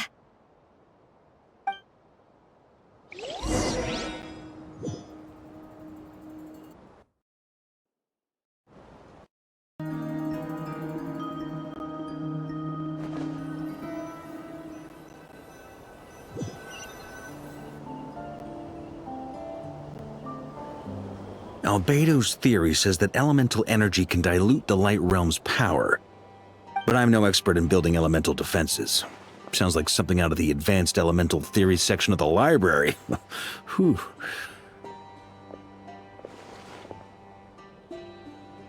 You seem quite troubled. Well, yeah. I mean, who doesn't get a little flustered when they're completely out of their depth? You were the very picture of confidence back when you approached the Hexen Circle. Eh, I could have been faking it through that whole meeting for all you know. Who's to say I'm not just a ball of nerves in a charming and gregarious package? Oh gosh, really? I'm so sorry, I had no idea. Well, you're all the braver for it. Still, I was much more in my comfort zone than I am here. At least in Mondstadt, you can cry for help from a cliff top and actually stand a chance of summoning Barbados himself. Things have never looked bleaker than they do now. If we don't pull this off, Tevet's doomed, isn't it? Oh, you think so? Actually, yes. Yes, it probably is.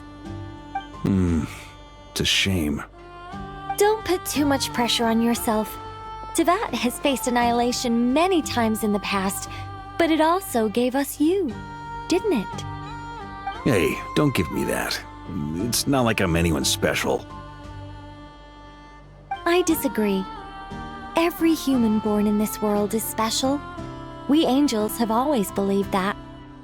In that case, this humble human being has a big favor to ask of you. I thought you might say that.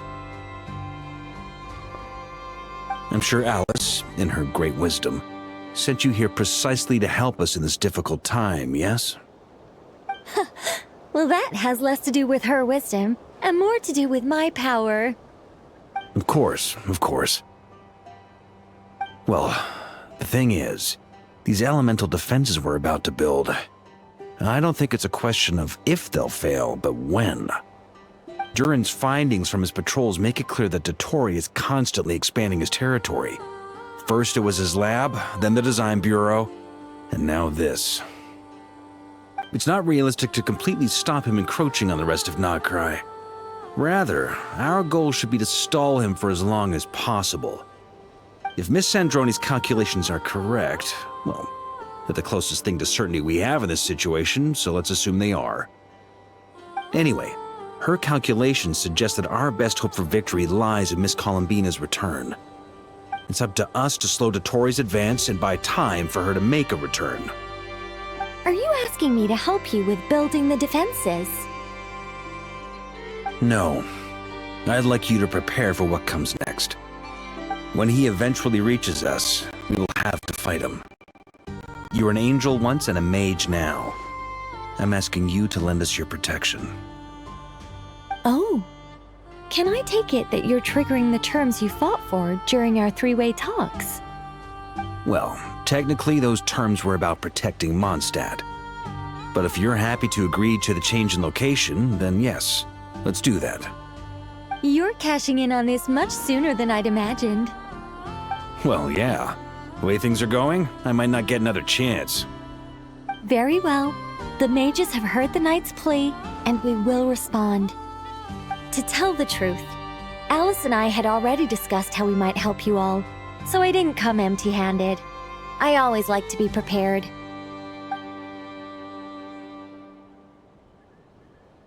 This is...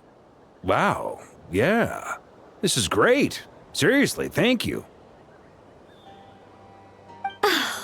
It's been many long years since I had a chance to dazzle humanity with a little divine intervention. To humbly serve as a reliable and responsible guide. Anyway, Knight of Boreas, please accept this gift in recognition of your great virtue. Go now. May the angel's blessing deliver you safely to your destination.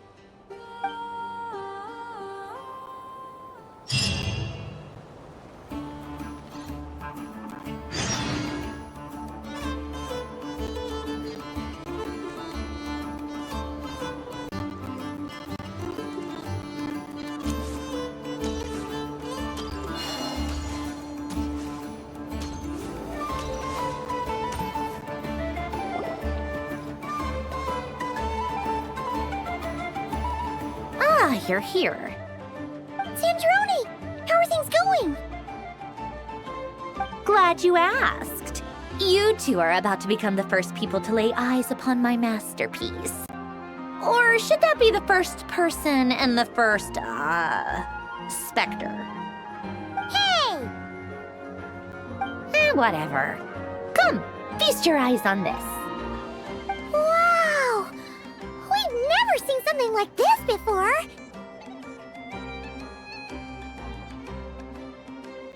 This meter displays the progress of my formula.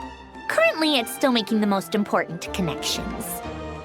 Once it's finished running, I'll deliver it right to your side. And then, we can finally bring Columbina back. What do you mean, deliver it? Can't you just tell us over the Dodo communication device? It'll just be some numbers, right? Ugh, you're such a greenhorn. This isn't the kind of formula you solve in math class. It's a highly complex algorithm capable of constructing a framework of rules. Whatever. We'll be here all day if I start trying to explain it. All you need to know is the formula must be completed before we can bring Columbina back. I'll share the data with you. Nicole's agreed to let me use her information channel, so we just need to use the Dodo communication device like so. And... there. Now you can check in on my progress. Wow! Look at that! You're amazing, Zandrone. About time you recognized my genius. Took you long enough. Anyway, that's all for me. You should check on the others if you have time. Make sure we don't have any weak links in the chain. That might sound harsh to you, but close supervision is a common practice in a Fatui. Not looking to catch anyone out. I just care about everything going smoothly. That's all. I'm kinda stuck here while the formula's running, so I need you to be my second pair of eyes in the meantime.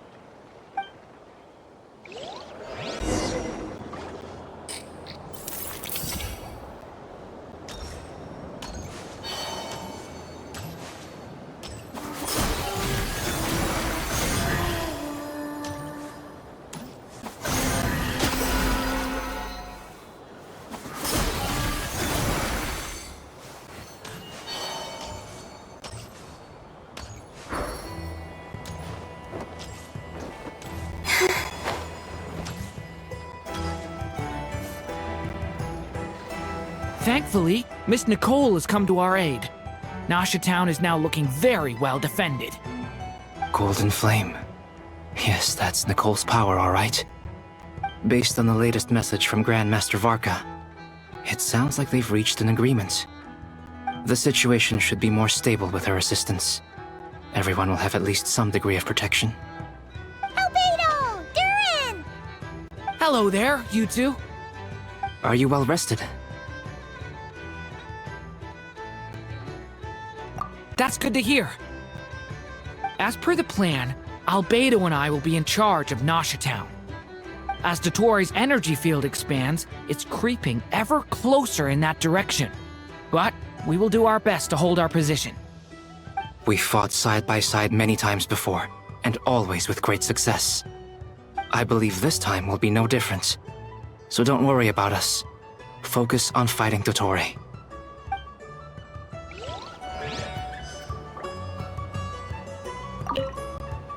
As Dottoro's energy field expands, it's creeping ever closer in that direction. But we fought side by side many times before. I believe this time will be no different.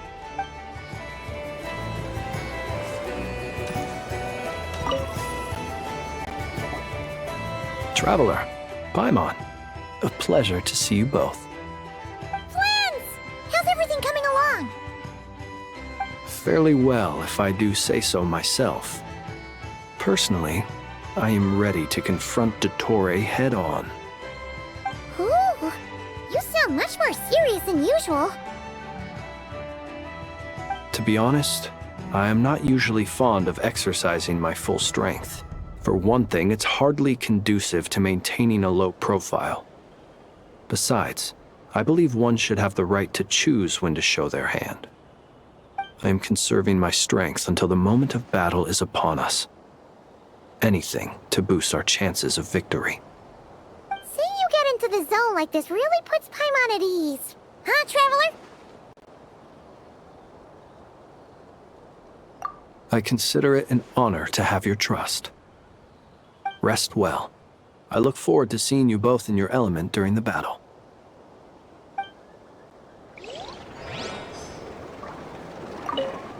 Rest well. I look forward to seeing you both in your element during the battle.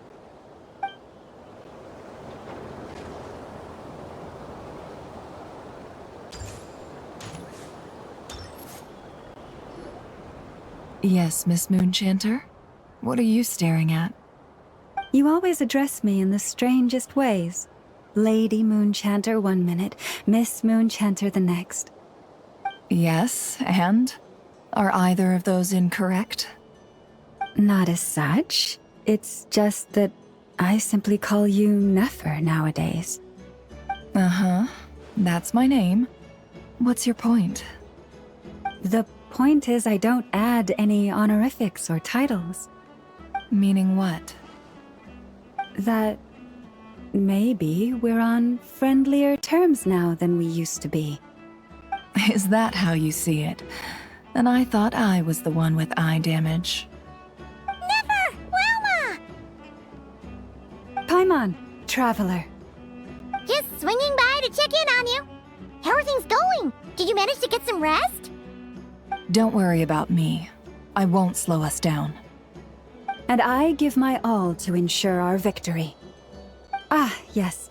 Allow me to give you two a quick checkup. All done. You're both in good shape. You're welcome. You'll have your work cut out for you in this battle against Dottore, so make sure to get some rest in first. Paimon will keep an eye on her. Don't you worry. I'm glad to hear it. Take good care of yourself too, Paimon. Sure thing!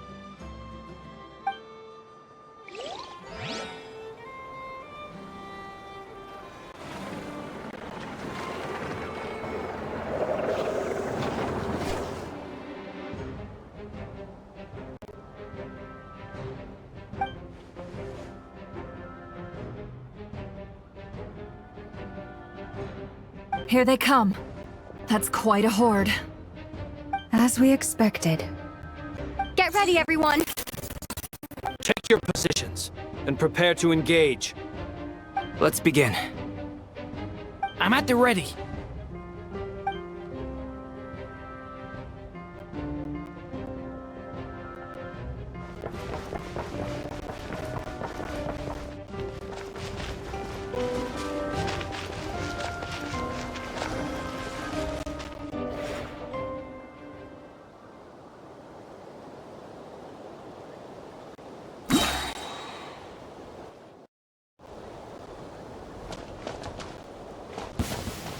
What a waste of time! Go! Be silent. Time! Beware the creatures of the night. Steady now. I'm rather out of sorts. Close your eyes.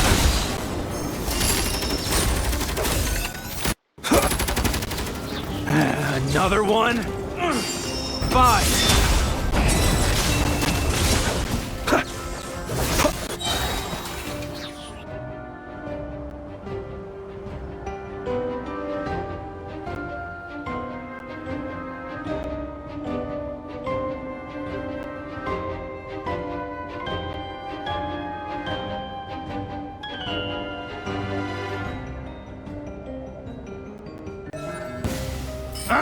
It's your skull!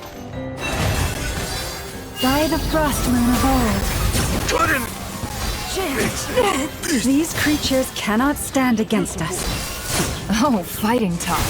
Just don't let your guard down. That goes without saying. I'm hardly the risk taker in this group. Excuse me? Within. It all adds up.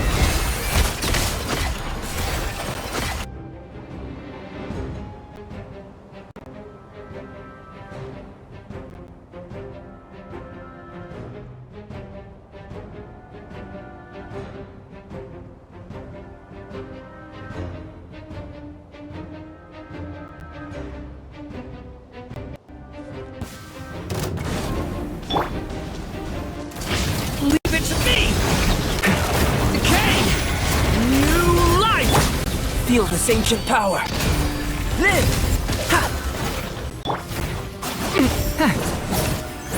Stay back! That was easier than I thought. Naturally. What do you mean? Is it because...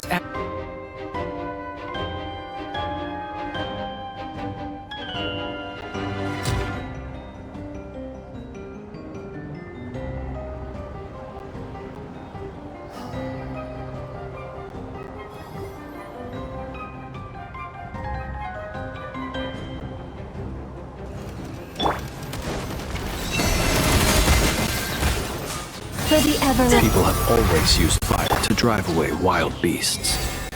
Wouldn't a lantern work just as well? You read my mind, my dear friend. I was just about to say that. All right then, dear friend. Bring the light! To dust.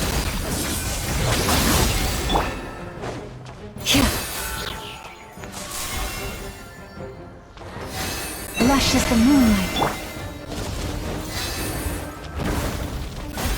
Be silent.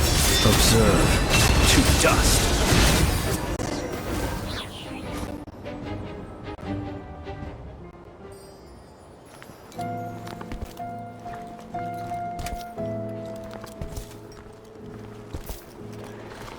You're looking well. I trust you've had a good couple of days. Dottore.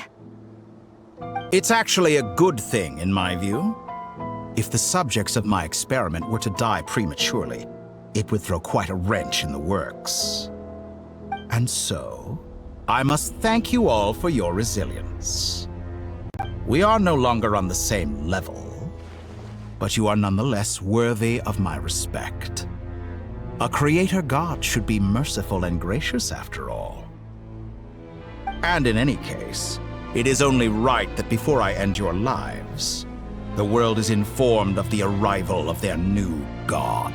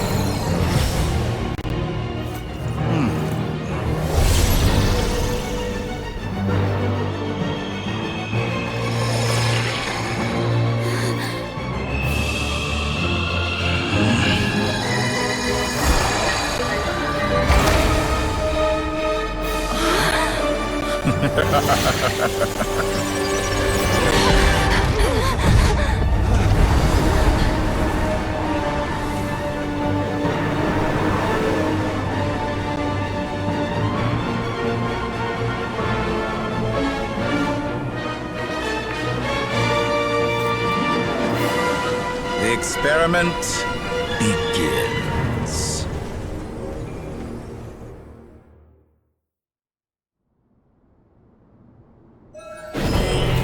With the marrow of the twin moons in my hand, behold the false moons fall!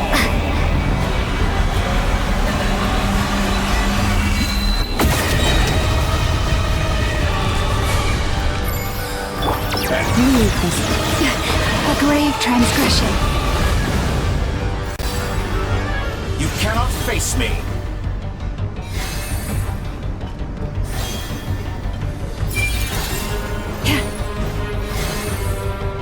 You poor lost lamb. With one heart. Wipe out! Close your eyes and be silent. Do you fear the dark? That's more like it. Some results of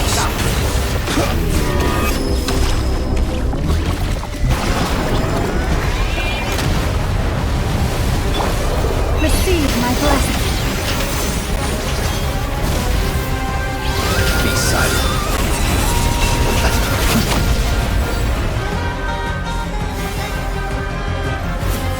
But first, like an ant in my palm. Are you quite finished? Oh, I've been moved inside another space, and it's sealed off. Looking at the structure of it, it seems like the Tory intends to trap us here. There's no exit. Our endurance is about to be put to the test. Pathetic.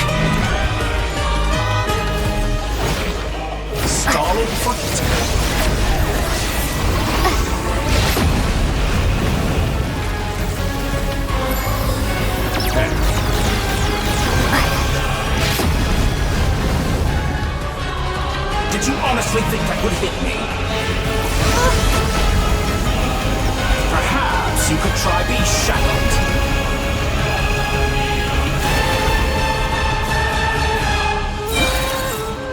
Entropy bends to me. Leave this place. By the frostman of old. The deception ends here. No more lies.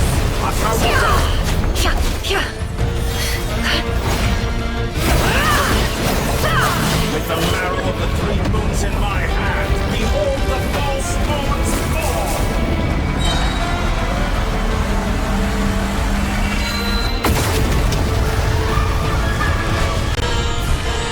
You cannot face me! Forest, protect us.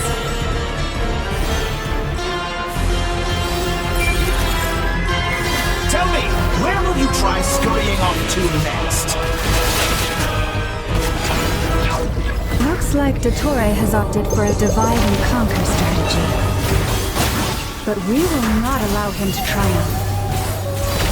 Now, I shall pray for our victory.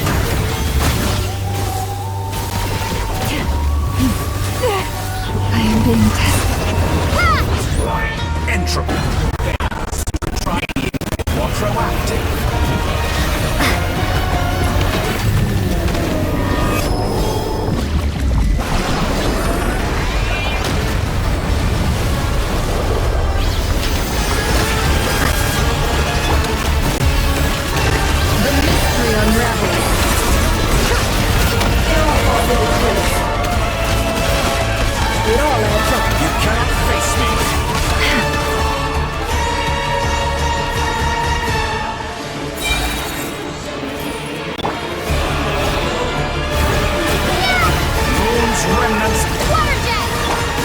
The deception ends here. No more lies.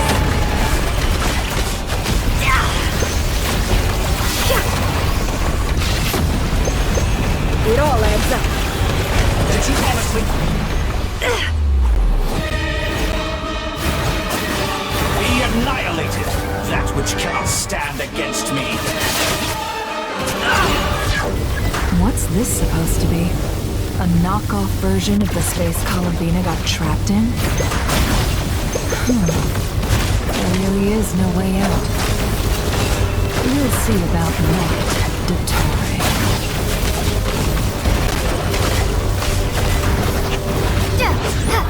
Entropy. I had not intended to take your teammates from you. But you have a choice now. Obey, and I can release them. An excellent deal, if you ask me. Won't you concede? I honestly think that would hit me. How dull.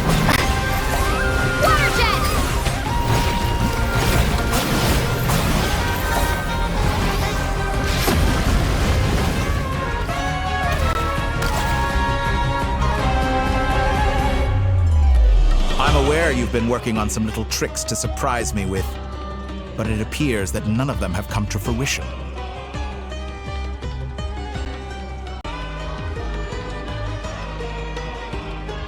My guess would be that you're trying to bring Columbina back. But then, where is Sandrone? Or are you trying to buy time for her? I always found their friendship to be a curious phenomenon. Two highly incongruent personalities, and yet they share a deep connection. Speaking of Columbina, I once saw her as like a younger sister. We got along quite amicably while she was with the VIII. But then one day she suddenly decided she would refuse to take part in any further experiments. To this day, I truly don't understand what I could have done to upset her so much. It's such a pity. I could have had a sister, a family. But alas, she grew to dislike me. You're not fit to be family to her. That I can't deny. So many people, all obsessed with playing out the same tired old dramas. This world is rotten to the core. And then there's you. You had every opportunity to reach the right conclusion. The thought of killing you off like this? But I maintain that I approached you in good faith, so I will offer you another chance. Will you work with me? You have until I count to 10 to make your choice. 1, 2, 3. Not in a million years.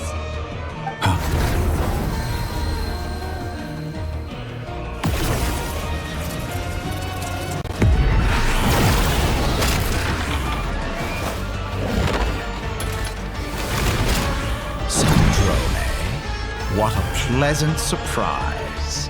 I didn't think you'd join us all the way up here. You're as sick and twisted as ever. Don't fool yourself into thinking anyone's grateful for the chances you're offering them. Sandrone, the formula hasn't finished running yet. Funnily enough, I was just discussing a collaboration opportunity with the Traveler, and then I see you, who I must say is a good example of an opportunity gone to waste. Gone to waste? I said that everyone would get one chance, and you've used yours to march right back into the lion's den. So yes, it's an utterly wasted opportunity. And what makes you think I believe a word that comes out of your mouth? I was planning on disposing of your little formula after wrapping up more urgent business here. But since you've taken the trouble of serving it to me on a silver platter, I can simply bring it forward in the schedule.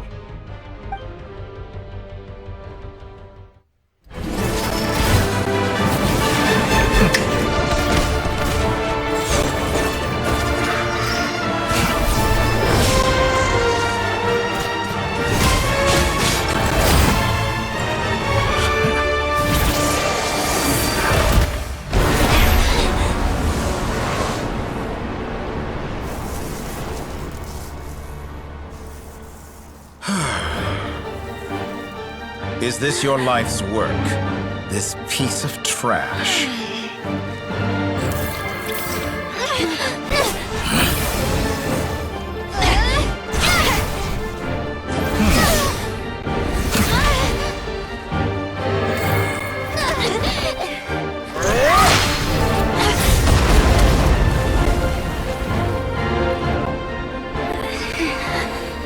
Your formula runs too slowly, Sandrone. You put your hope for success on others instead of fighting dirty. That is why you have failed. Now, whom should I slay first? Any volunteers? No one? How nice of you to leave the decision to me.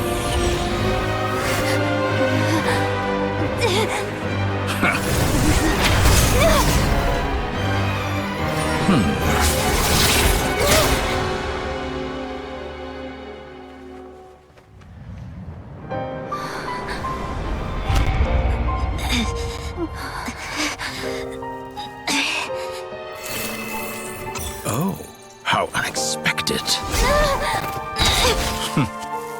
Sandrone, any last words for me, comrade?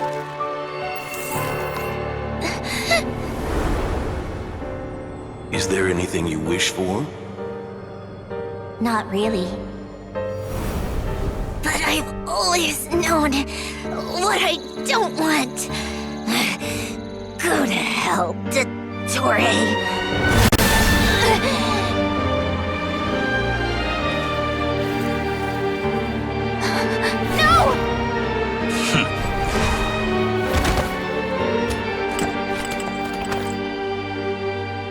And now, you have failed.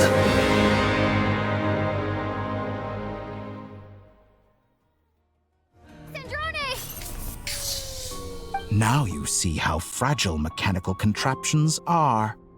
Just a gentle tap, and they fall to pieces. However keen of an inventor Sandrone may have been, her death spells the end of the formula that was running inside her body. Of course, I have to commend her for making it this far. As her colleague, I have to admire her stubborn tenacity. Now, it is time for you to take your place by my side. My count was interrupted, but the second chance I extended to you still stands. Once again, you are welcome to join me. By now, I'm sure you have gained a greater appreciation for the power and authority I wield. What is stopping you from embracing a new world of endless possibilities? Not in the mood to talk? As you wish. You seem less talkative than usual today. I'll change the topic to something more apropos. Sandrone was always like this, never trusting anyone, always so reluctant to share her research with them. Objectively speaking, she had her strengths. It is remarkable how she extracted and even optimized the world formula from so much data. But her inability to trust was her undoing. Had she allowed someone else to monitor or run the formula for her, you might still have a chance at victory even now. But regrettably, she was a stubborn fool. As much as it pains me, she had to go. Dottore. Maybe this is news to you, but people can change. Columbina surprised you when she escaped, and I think Sandrone would surprise you too. Change? You can twist the truth however you want, but I see it clear as day. You're the one who can't trust other people.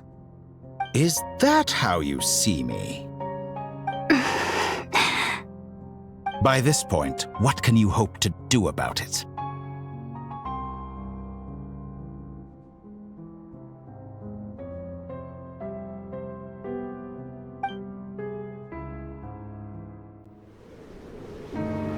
It is pointless to fight on. You've already lost. Wrong. You can't win this, Dottore.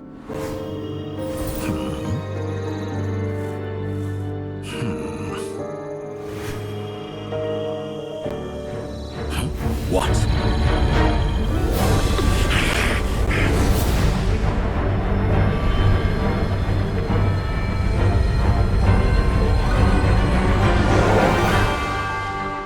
My formula can get us 90% of the way. It will connect you to Columbina. Then, I will bring the formula's output to the Traveler's side. For the last 10%, do whatever it takes. Just bring the moon down.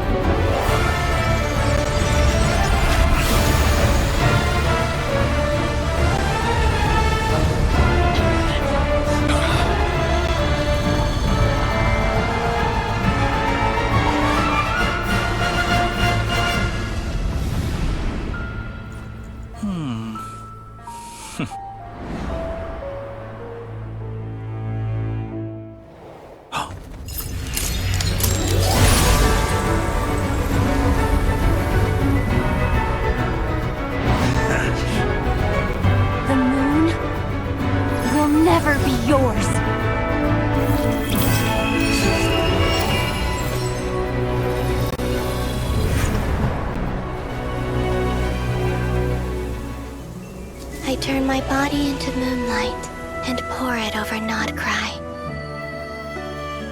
My soul I leave here to inform my future friends. Lastly, I will hide the Trilune Authority within the Frost Moon. And when my body, soul, and authority are reunited, finally,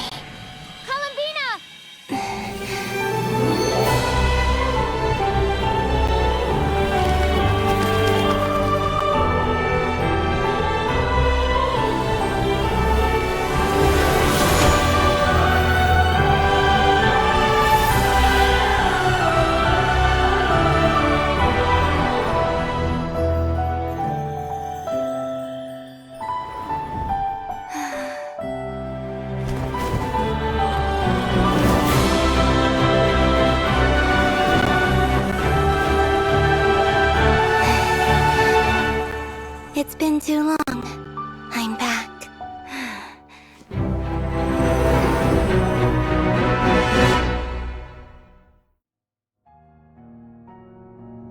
Stay focused on the battle, Traveler. What a touching reunion. Though I personally find myself repulsed by the sight of weaklings huddled together for war. Now, quite finished patting yourselves on the back. My level. Show me how long you can struggle. Or you drown. Pathetic. Watch out, Columbina! He can manipulate space itself! I know. Wait for the right moment. We'll strike together.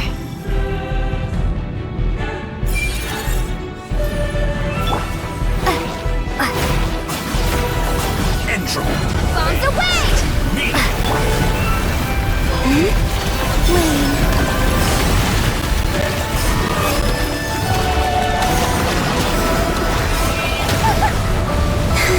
Did you honestly think that would hit me?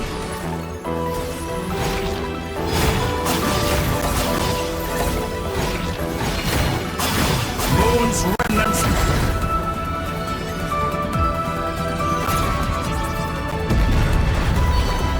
Enough! First, like an ant in my palm.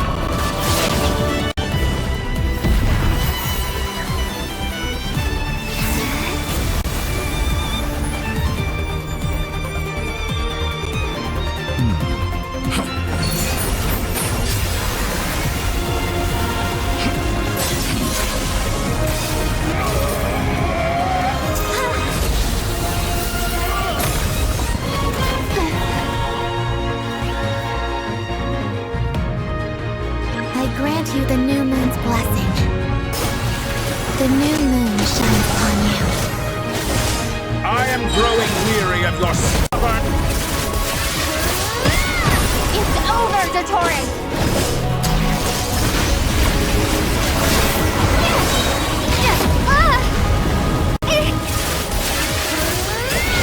Time to pay for your heinous crime! Must the world cower in the cold night. Close to the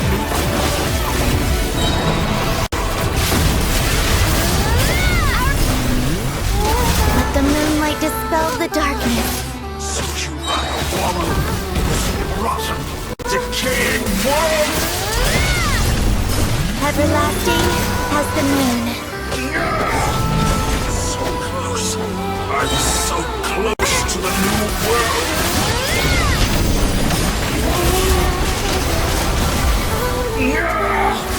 So close. So close to the new world. Such a rather wallow in this rotten, decaying world.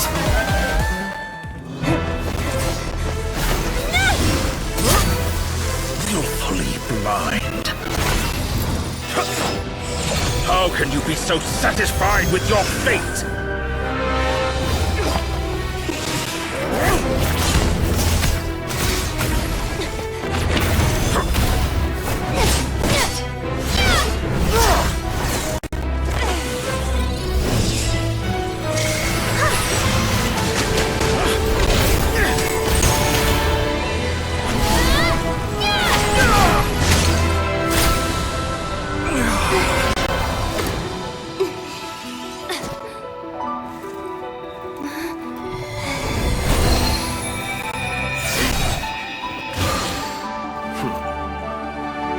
This battle was never about fate. It's about friends, family, and the home you stole from them. So dull. Only the weak rely on each other for comfort. You shall see. Once I transcend fate, you will be nothing but fodder for my grand experiment! That will never happen.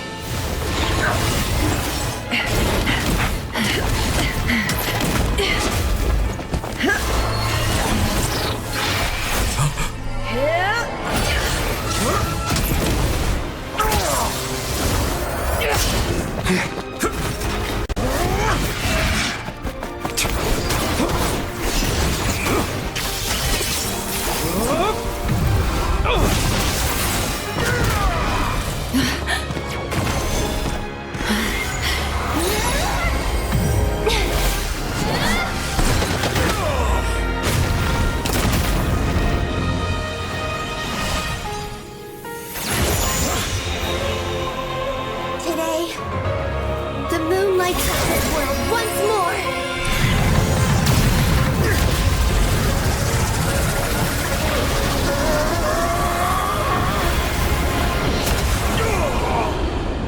This loathsome world.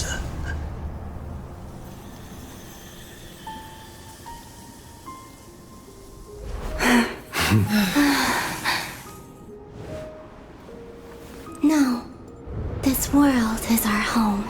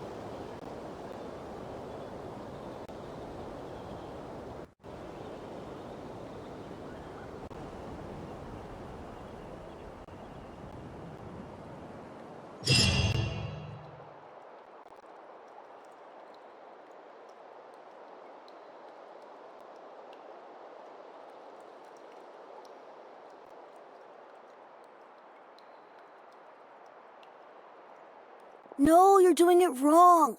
The moon looks like this now. What are you drawing, children? The new moon, Mom! It looks different than before, doesn't it? Also... Can I go buy a sugar sculpture today? Please? Just one? All right. I suppose today is a special day after all. Almost like a festival. Extra, extra! Get the latest Nasha Express here! Post-disaster report! Nasha Town reborn beneath a new moon!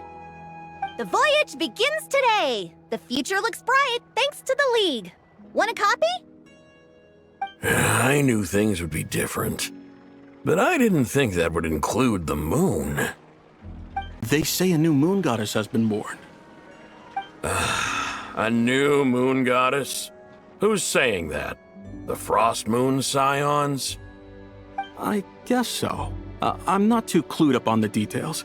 As far as I'm concerned, the moon's still in the sky and it's business as usual. Hey, since we've come all this way, shall we grab ourselves a free meal while we're here? Are you a convert now?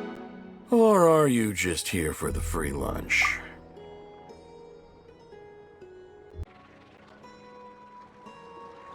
Oh, come on, what does it matter? After everything we've all just been through? That smells good. All right, that's it. I'm hungry. Time to eat. Come on! We gotta get there early, or there won't be any good spots left! Shh, keep it down. This is a residential area. What if people are still sleeping?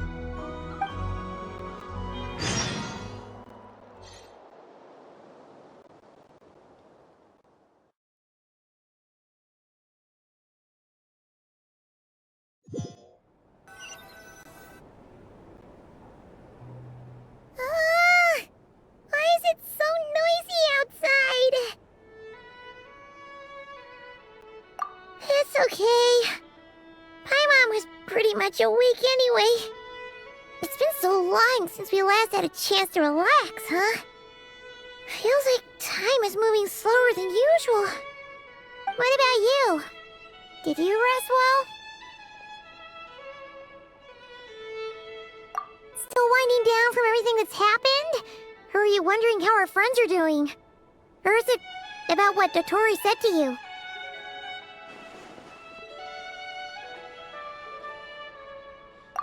Okay, if you say so. But don't push yourself, alright? Let Paimon know if you need to talk. What we just went through was a lot. It's totally normal if you need some time to get back in your groove. Luonatar disappeared after Columbina came back. Apparently, she was part of Columbina's soul or something. Still, Paimon kind of misses Luanatar somehow. But anyway, you did great. So did Paimon. We all worked our butts off to contain this disaster, and in the end, we made it. So, chin up, Traveler. You should be proud of yourself. Hey, don't poke fun. You should be glad that Paimon's growing as a person.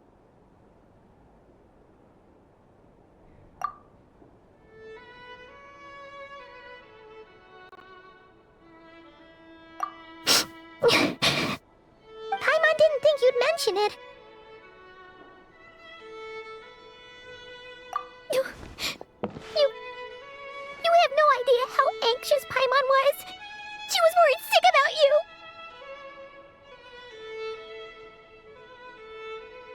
Well, if you really want to show Paimon you're sorry, you're gonna need to make it up to her. You better be ready to splash out on a lavish meal.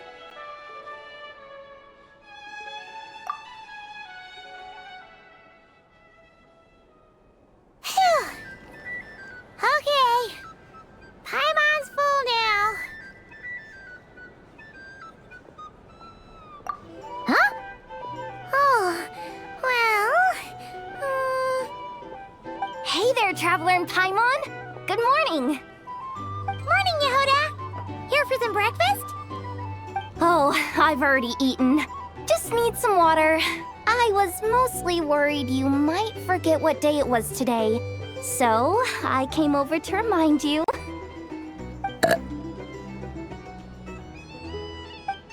Careful there, Paimon. Too much food will make you drowsy. Don't let anyone catch you hiding at the back and nodding off during the League meeting.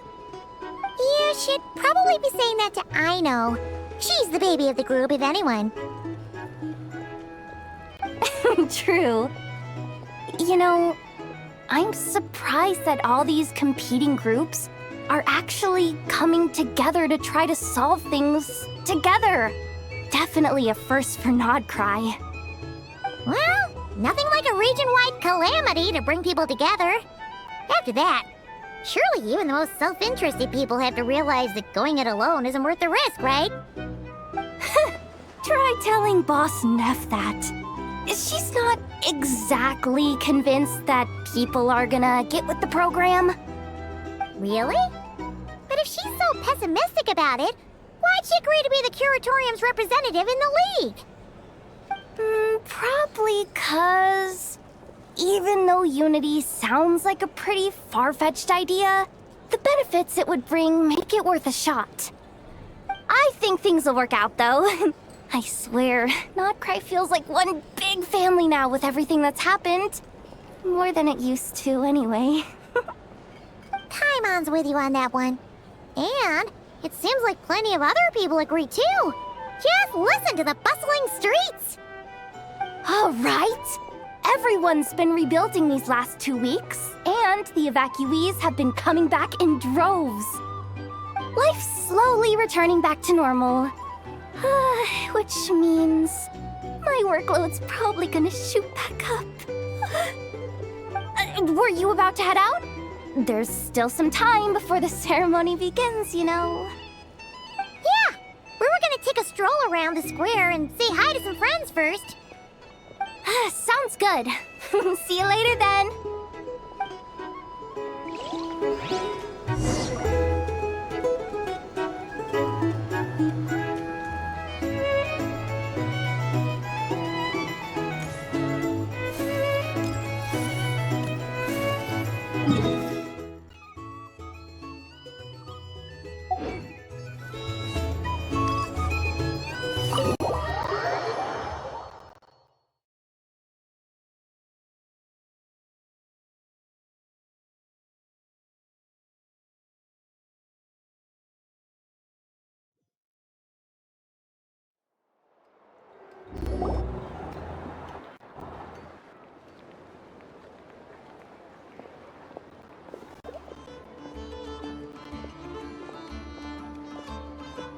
Are Paimon's eyes deceiving her? Or is that Inefa handing out food for the Frost Moon Scions? Hello there. Would you like a feast of the moon, along with some snacks of the day? only a few days ago when we last saw you, but it looks like you've joined the Frost Moon Scions in that time. And I know too? What are you talking about, Paimon? We're just here to help, duh. In the wake of the disaster, it's all hands on deck.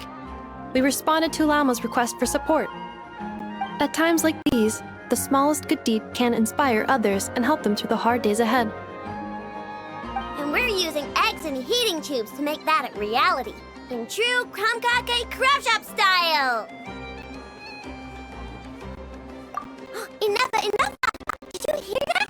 The Traveler said I did good. The Traveler! That's because it's true, I know. Proposal. If you can resist eating today's dessert, I will provide you with compliments, too.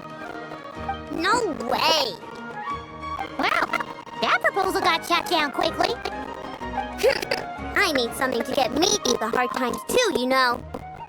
Mom! Yes, dear. Go right ahead. Excuse me. Could I take a photo with the robot lady? She helped us get safely out of Notcry, and she helped us get back home too. She's the best. Of course she is! And since I'm the whiz kid who built her, that makes me even better than best, right? But you stole my snacks though. Oops. Shall we move to the open space near the center? The view there is better. Thank you!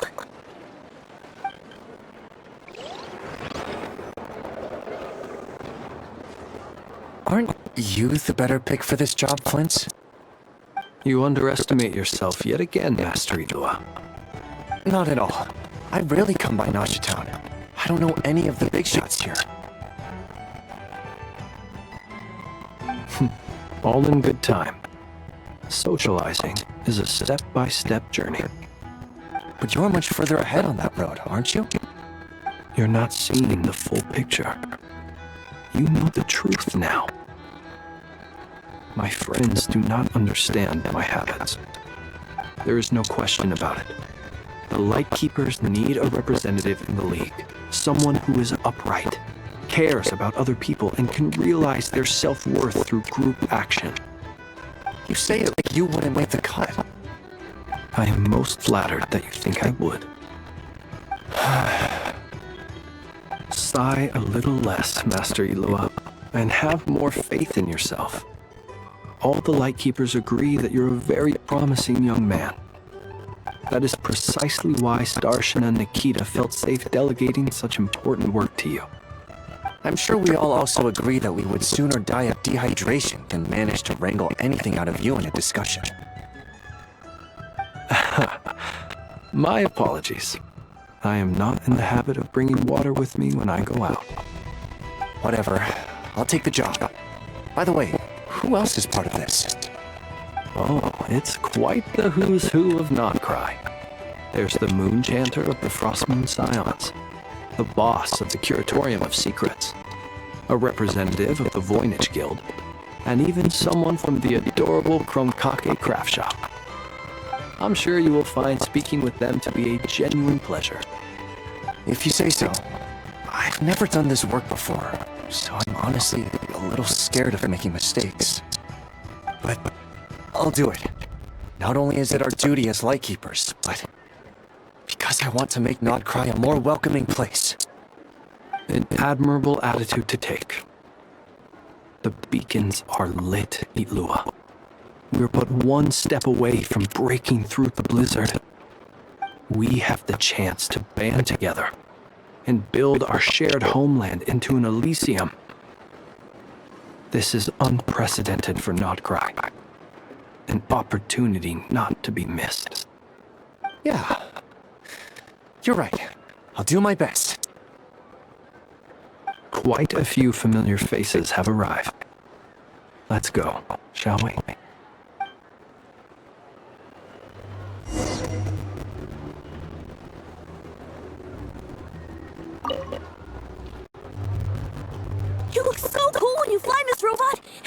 your spear too! And even though you took my snacks, it's pretty cool that you can build stuff like this. You've got so many inventions. It's amazing! Also... Micah, we need to go now. 1 second! Please take this piece to the moon, as well as some snacks. Share them with your mother and your lovely family.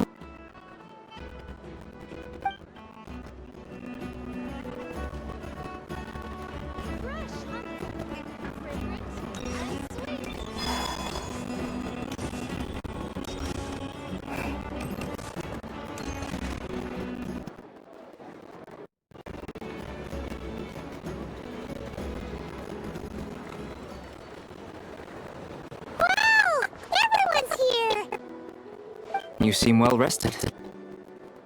I know no one's asked, but I'm sure you all want to know, so let me just say, we're doing great. Thanks. Well, great, but not perfect. Starting to lose my mind from boredom. Can't drink a drop of alcohol while I'm waiting for my wounds to heal. I'm sure you had a sneaky swig or two. Wait, how'd you find out? I'm sure you must be missing Mondstadt after all these years away, Grandmaster. Yeah, you can say that again. Every time I get news from Mondstadt, it makes me want to go back and see the place for myself. Honestly, once things are wrapped up here, I think it'll be time to head back home. Hey, looks like someone's taking the stage. Can everyone see okay? Anyone need a boost? I'll just listen from the back. It's fine. You're taking this pretty seriously, huh, Durin? Well, it's not every day that I get the chance to see how people speak in official settings. Soak it up like a sponge. I'll make sure you get a chance to practice for yourself later down the line. Actually, I know just the thing. You can debrief the Knights of Favonius for me. Mr. Varka, are you forgetting that I'm not a Knight of Favonius? I can knight you. Any particular title you'd like? Is he joking? I really can't tell. You'll have to figure this one out for yourself. It'll be a good learning experience. It is my honor to host the opening ceremony for the League, and to have this opportunity to speak to you all in my capacity as Voynich Guild representative. Could this person also have been pushed onto the big stage by the real big shots? Guess I'm not the only one then. We come here today, having weathered the trials and hardships of yesterday, and having learned from them the importance of unity and cooperation. All right, here we go. Uh-oh, looks like Aina's off in Dreamland already. Wait, Boss is looking kinda drowsy too. What's up with her? Come on, get this speech over with already. Nodcry is our home, the land we rely on for survival. And as we chart a course for the future, may we persevere through the storms ahead as we sail towards a new era of prosperity, freedom, and hope.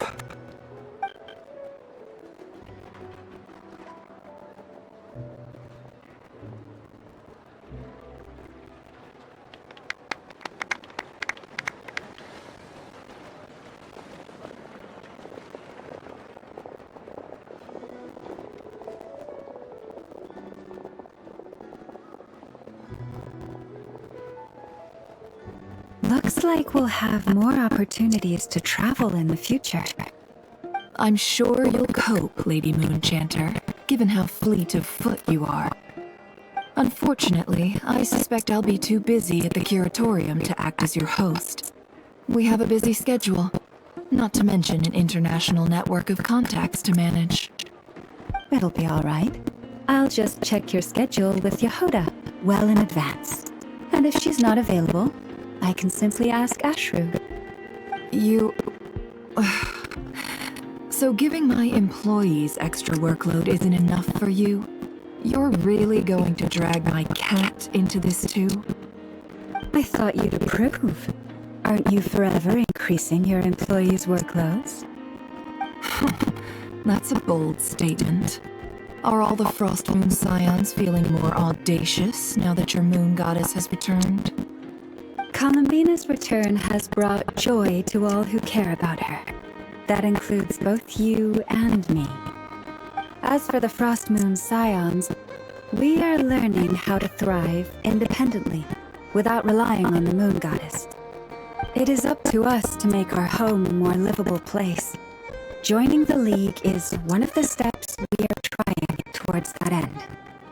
I like the word try. It's nice and non-committal. You can opt out at any time and still say you tried. You don't see a bright future for the Frost Moon Scions? Or did you mean the League? I'm just not as optimistic as you. The Frost Moon Scions should count themselves lucky that they have a leader as stubborn and enterprising as you. But Nodcry's a big place, with all kinds of people. Most of them don't enjoy answering to a leader, or even listening to reason. Well, that's where you and your methods come in. Unless the Curatorium of Secrets is only here for appearances.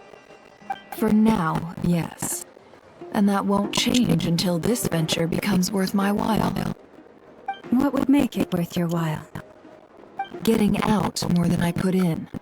Right now, I'd barely break even, but I'll grant that it's a good start for Nodcry. Then maybe it's worth a try. All right, you can stop now. Or do I have to join the Frost Moon Scions before you'll get off my back? You'd be very welcome to join us. Hey, you two! Congrats on all your hard work! What are you chatting about? Nefer was trying to dissuade me from adding to her employees' workload. Also, she's considering joining the Frost Moon Scions. Sorry, what?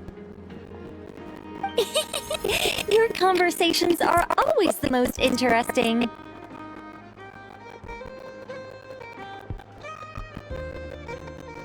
Would you two care to join me for some tea before heading to your next destination?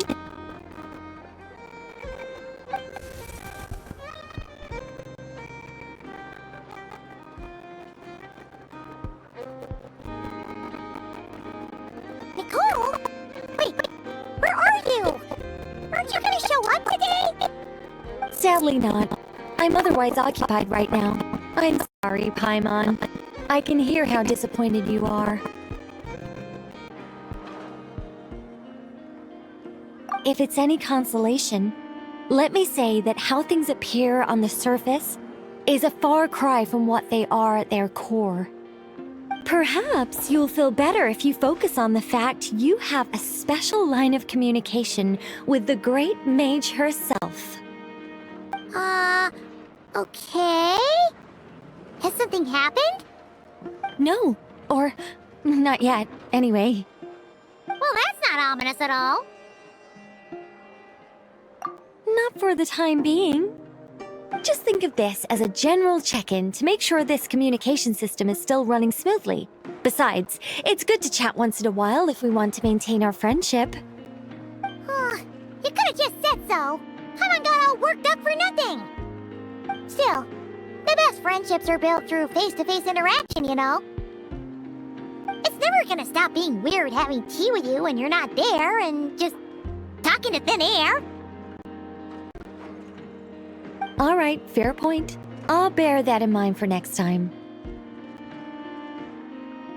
Yeah. Any update on that crisis at the world's borders? Elves just informed me that they had their work cut out for them, and now everyone's thoroughly exhausted. But they did finally get things back under control. Still, we can't let our guard down yet. The disruption caused by this disaster has made Teyvat easier to detect from the outside universe. She plans to wait for things to stabilize, then reschedule her Mondstadt vacation plans. As for me, I agree with Hat Guy's perspective. This is a time when many new variables are emerging, and the situation is changing constantly. Plus, most of this change is for the worse. We have to remain vigilant and ensure that the embers of chaos are not rekindled. I did notice that the energy in Nodcry changed somewhat after the War of Funerary Flame, but since it was still aligned with the Light Realm, I never gave it a second thought. It looks like I'll have to examine the connections between phenomena I observe more closely in the future. Just doing my duty. It's more or less second nature by now. Of course. To give you the full picture, I'd have to start with the substance from which angels were formed. Never mind. Paimon's right. Showing off my knowledge would be much more satisfying in person. By the way, you did receive the gifts from the Hexen Circle, yes? I'm not trying to claim credit or anything, but my pride demands that I at least mention it. They're quite similar to the protective talisman that Alice gave Dory, but with some very special enhancements. Oh! So that's what kept our friends safe when Dotori trapped them! Indeed. We went to great lengths to make sure they were invisible to his eyes. I'm so happy they came in handy. Still, not fishing for gratitude, by the way. I just want you to be aware that sometimes your friends may be protecting you in ways you cannot perceive. Anyway, I'll contact you if anything else crops up. If not, you know what they say, no news is good news. Oh, my angelic instincts are tingling. They say... You should head to the docks next. Your friends are about to board their ship home.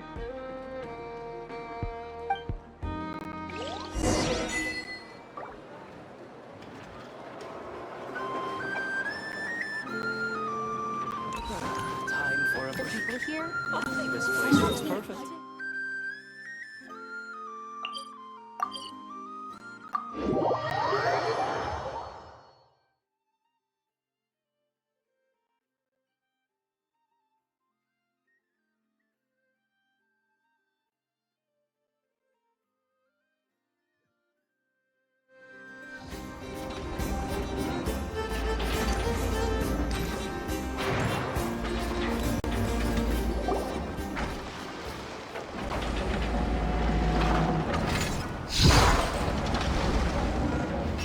You're here. You're here too, Hat Guy! Are you heading back together? No. I'm bound for Sumeru, and she for Fontaine. We just happened to cross paths at the harbor. Everything seems fine. Sandrone may have an abominable temper, but she's always been very responsible with important calculations, and things entrusted to her by valued friends. You always speak as if you know us inside out, Mr. Hat Guy. Maybe I'm just a good judge of character. I certainly hope that's all there is to it. Regardless, you have been a significant help in this matter. For that, you have my gratitude. I didn't do anything special. Sandrone's the one who completed a seemingly impossible formula and turned the tide of the entire battle, even giving her life in the process. She's the one we should be thanking. Even we were unaware that Sandrone had hidden the real formula inside Polonia's body. She managed to fool Dottore into thinking the formula was running in her system by installing an identical-looking decoy within her. She probably realized that she didn't have the strength to stop Dottore. But this way, she could at least get him to lower his guard. She always worked like that. Always had a backup plan. Well, that's why I'm traveling to Fontaine. She made a request of me long ago, and the time has come to fulfill it. Think of it as her will. She said that should she ever fail in a mission, she'd like me to deliver her core and Polonia's to the Fontaine Research Institute. She also mentioned that she had made arrangements for people there to set her affairs in order. Some of her personal effects, such as her notes, were left to me. I've decided to take them back to the House of the Hearth, for safekeeping primarily, but also as mementos, I suppose. However, there is one book among them that I'd like to leave in your care. I'll have someone deliver it to your residence at the flagship at a later date. No, I was specifically warned not to tell her. This is her last wish, and I will abide by it. I can only hope so, but none of us here can know for certain. I bade farewell to Columbina earlier today. As promised, she turned the iridescent moon's marrow over to me. She spent a long time with Sandrone's body, saying her goodbyes. Is she alright? Sandrone's passing has left a great wound in all of our hearts. It will take time to heal, but Columbina surprised me. She offered me some words of comfort before I departed. Despite being grief-stricken herself, she showed an awareness of the feelings of others around her. She never used to act like this. Clearly, she has grown. And I suspect that we have you to thank for much of the change we are seeing in her. Huh. After these recent events, the Tsaritsa has revoked the Pale Star Edict. Snezhnaya now realizes that the arrest warrant for Columbina was just a ploy by Dottore, who coveted her powers. I shall return to Nodcry to see her as soon as I find the time. I hope that from now on, she too will explore more of the world. Columbina Hyposelenia's journey is only beginning. My ship is here. Traveler, Paimon, we shall meet again. You too, Hat Guy. What are you still bumming around for? Isn't Columbina waiting for you? I thought today was the day you'd agreed with her to go find out the truth about your sibling.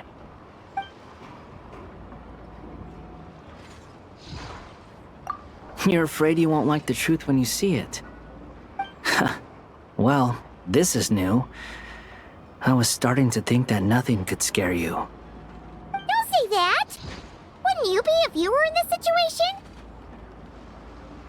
Fair point. But I'd say I have more experience facing up to unpleasant truths than the Traveler. They say blood's thicker than water. I know how much you need your family back. More than you need any of your friends. And I'm sure that all your real friends understand that too. No matter what the truth turns out to be, they will stick by you and support you, whatever decision you make. Finding the truth is important. But more important still is what you choose to do once you've found it. At least, that's the life lesson I've learned from my experience, grappling with the truth. What? Now that Dottore's dead and gone? A little, I guess. But it hasn't solved everything. Maybe I regret not getting to end his life with my own hands. Or maybe it's something else. But for whatever reason, I still feel like I have a chip on my shoulder. Either way, I'm going back to Sumeru. Lesser Lord Kusanali is gonna need help dealing with all the chaos Dottore left in his wake. Not just from this incident, but everything he did in the past, too. You should continue with your journey, as you've always done. Who knows? Maybe we'll meet again someplace else. So, what should we do now? If you want to explore a bit more to steady those nerves, Paimon's game! After all, when Columbina said she knew where your ship was hidden, Paimon promised to give you two some alone time with the truth. It hasn't been all that long since we were last apart, sure, but with Columbina there, Paimon's sure things will be just dandy. Ain't no biggie. Paimon might be all about that food and fun, but she knows how to do right by people. Paimon's sure you'd prefer to digest the news about your brother in peace. But, what you see. Just know you can share it with Paimon. Of course, as long as it's not super private. If you can't make sense of something, let's give it some thought together. And even if we both can't figure it out, Paimon can at least treat you to a nice meal.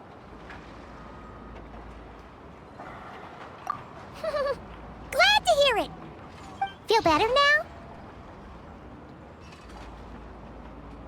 Alrighty. Next up, time to meet with Columbina.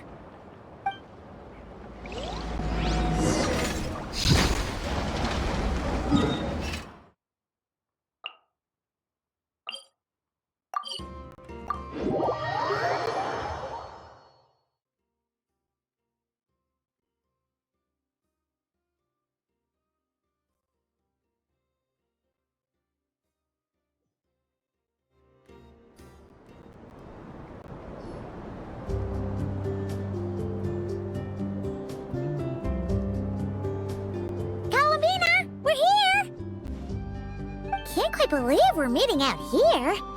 We've gotten used to walking over to Silver Moon Hall whenever we go see you. Well, you're still welcome to go there whenever you want to see me. It's just, now that it's all over, I've decided to make some changes. Try and fit in with the Frost Moon Scions, like Llama suggested.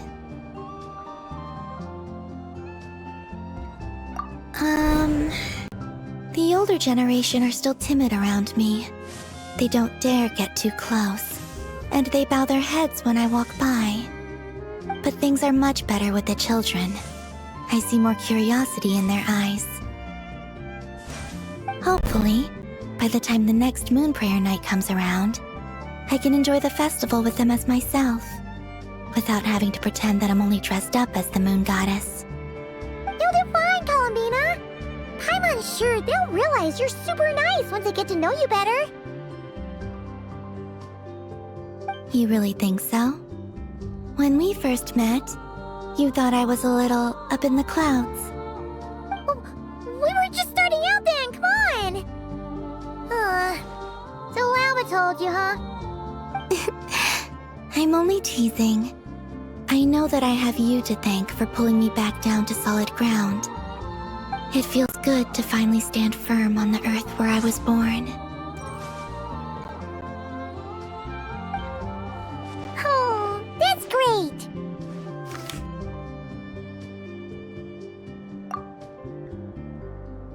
Thank you. I'll make sure not to lose it this time. Well then, are you ready? Ether, what happened to our spaceship back then? Why did you leave? It's time to learn the truth at last. I'm ready as I'll ever be. Good. Then let me open the way for you.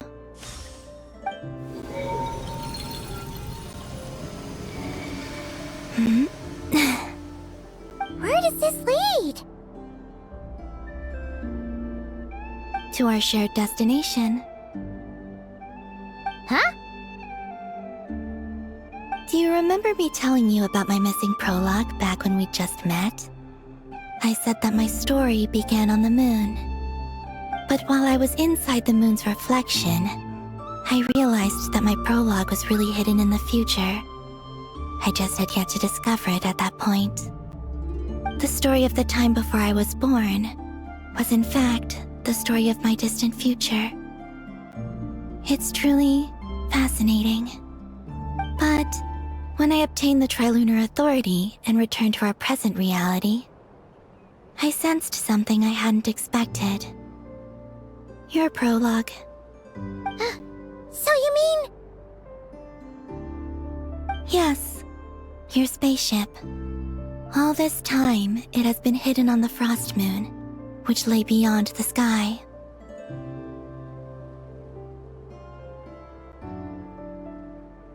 The great ruler of the firmament. The heavenly principles. Wait, them? Why would they do that? I don't know. Perhaps your ship contains something that is incompatible with Tevat. Or something that cannot be known. Oh, Did I pick a bad time to say this? I know it must have been hard to work up the courage to do this. Maybe I should have waited until you were on the moon, with no chance to back out. That would have been kind of mean, you know.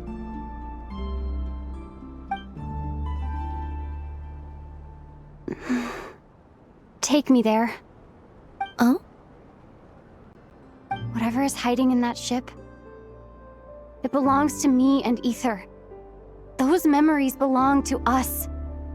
No one else has the right to decide whether I should or shouldn't know about it. Not even the Heavenly Principles. Very well. Then let's go.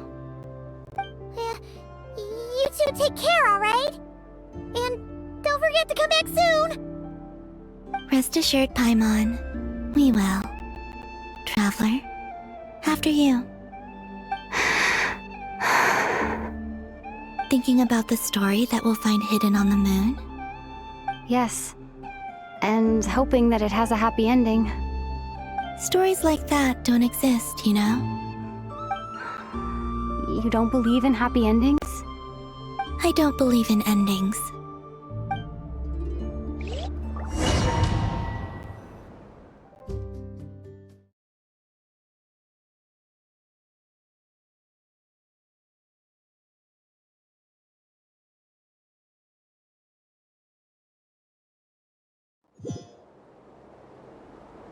Where am I?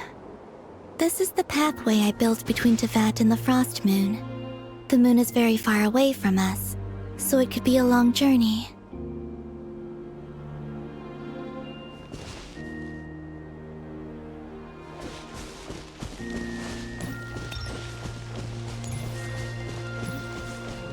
After I obtained the Trilunar Authority, I unwittingly saw past events from many of my friends' lives. One was Lauma. She was so young when they chose her to be the Moon Chanter. From then on, the Frost Moon Scions looked to her to bring messages from their goddess. But, for better or worse, I had left Hisi Island before she was ever born. It was not until much, much later that she met me. I think it's for the best. Because of the way things turned out, you had the opportunity to become friends. You're right. In that sense, I think we were both very lucky.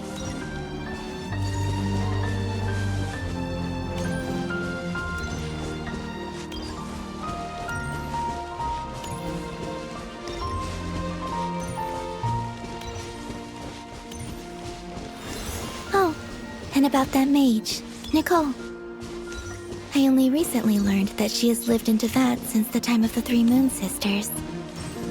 The moon goddesses always had a good relationship with the angels. I suppose our friendship continues that tradition.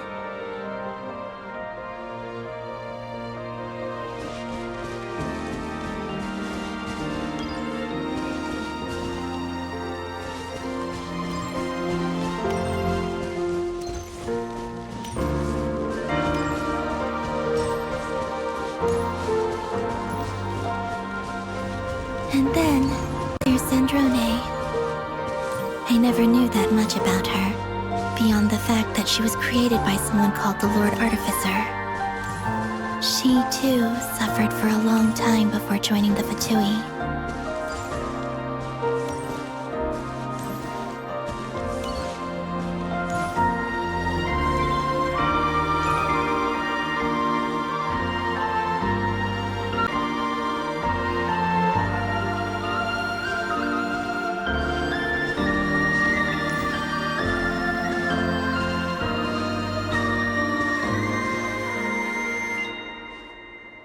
How I wish I could talk to her again, even if only to hear her say nasty things to me.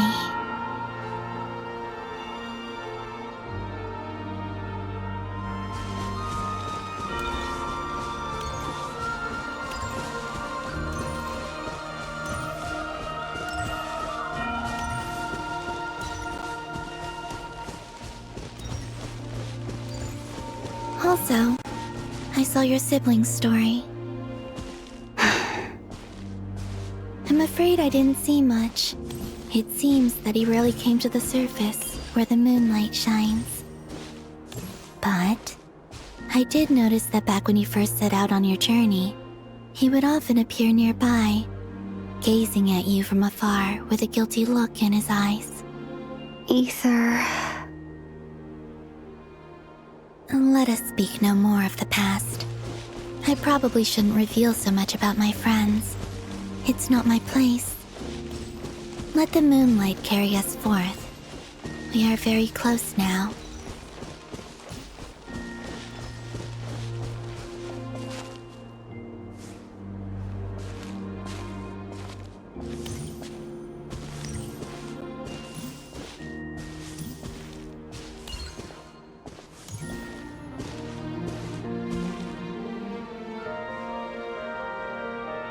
After this, I'd like to bring some kuhenki to the moon as well. If they're willing, of course. What about your other friends? Will you bring them to visit too? Certainly. But I'll need to tidy the place up first. This home hasn't received any guests in a long, long time.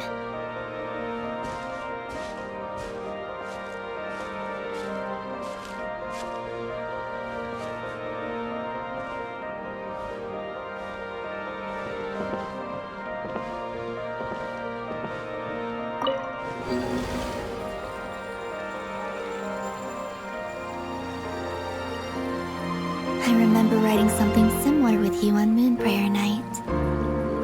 I believe it was called... Dodoko's Whirligig. Yes, that was it. You asked me if I was afraid to return to the moon, and I said that I was. The idea that I had gained something precious, only to lose it so quickly. That frightened me. But I'm not afraid anymore. Besides, this time, we're traveling together.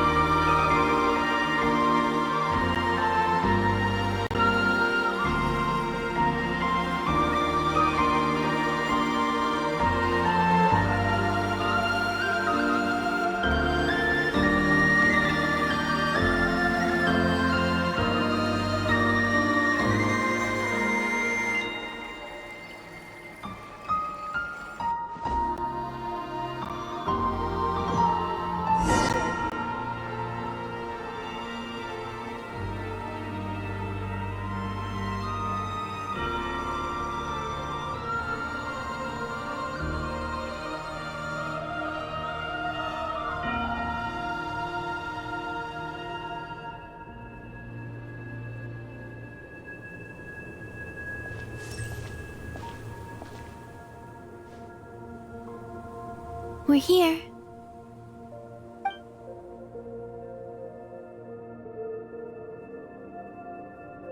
Over there.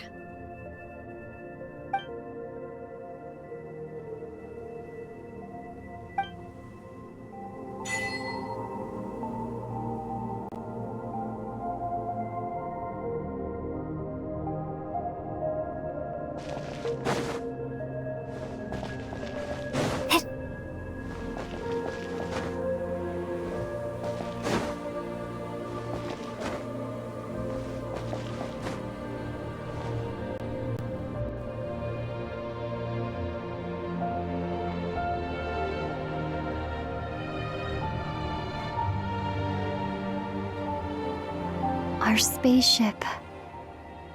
It's huge. I suppose that the moon is the only place one could hide it. It'll be all right. Huh? The way you feel in this moment, I went through it too, on Moon Prayer Night.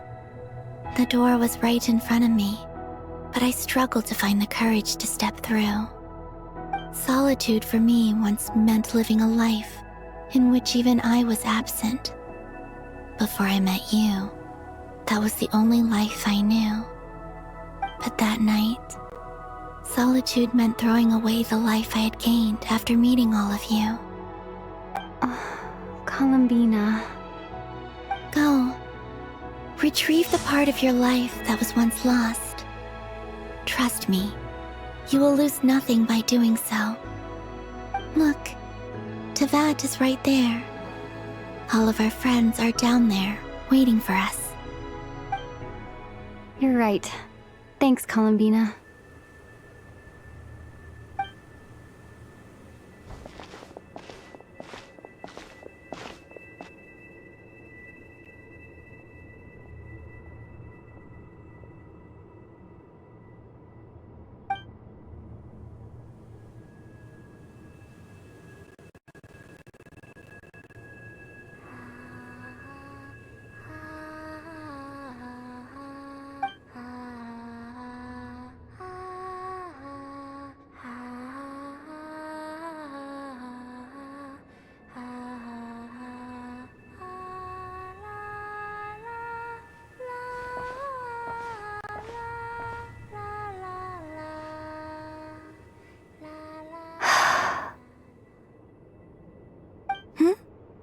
Finished? Yeah. Why did you take your eye mask off? Well, since my return, I've decided to take more opportunities to see the world with my own eyes. Besides, I've always wondered how Teyvat looks from the moon. And what do you think? It's beautiful. I could spend a whole day here just gazing at it. What about you? What do you think of the truth you found? I haven't looked at another person's expression in a long time, but I think yours is saying it was neither good nor bad. Keep this up, and it won't be long before you give Nefer a run for her money. Oh, I don't think that's going to happen. I'm much more used to sensing what's going on around me with Kuvaki. I think I'll save my eyes for seeing special moments I really want to remember. I read the spaceship's flight logs. I always assumed that this was my first time in Teyvat. I thought that Ether and I must have been hibernating in space for centuries on end. But the logs show that our spaceship flew over the skies of Teyvat once before. A long, long time ago. Flew over? So you didn't land? No. The ship barely came to a stop before flying on again. After that, it continued traveling through space for a long time. Some of the data is corrupted, but I suspect that it kept flying for thousands of years. It was only after that that the ship made a forced landing in Nodcry. When Ether found me, he came from outside the ship. Could this mean that he left the ship long before I did? Maybe even during our first pass over Teyvat? Are you alright? Yes. I can feel that the truth is coming together, one small piece at a time. I remember Ether telling me that when he first arrived in Conria, he could not recall the past. So this might be something that even he doesn't know. Here, I made some space for you. Your mind must be racing, and this seems like the perfect place to relax and clear your head. Oh, wait, there's one more thing. What is it? Wait here a moment.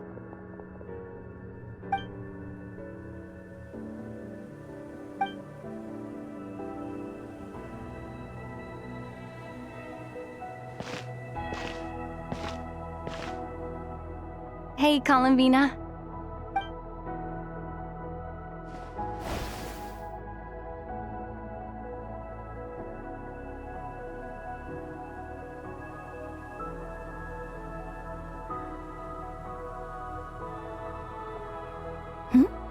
Is that a new outfit? An old one, technically. It's been in a cabinet inside the ship this whole time. It's a matching pair with Ether's. He always liked this set more. Huh. I don't think there's a huge difference. Really? Yes. It's still the same you. You're the same person, no matter what clothes you wear. Only Columbina would make an observation like that. Traveler, do you consider Teyvat your home? Home is wherever Ether is. But then, after all the time I've spent here and everything I've been through, yes, I'd say it's my home. Would you change your answer if Teyvat changed appearance? I mean, if the truth about Teyvat turned out to be different than what you thought.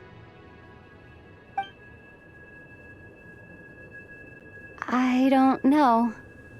But I don't think so. The truth is not what matters most to me about Teyvat.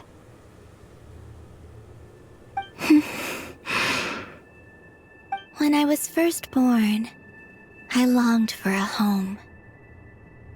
And when you get something before you're mature enough to understand the world, you just take it at face value.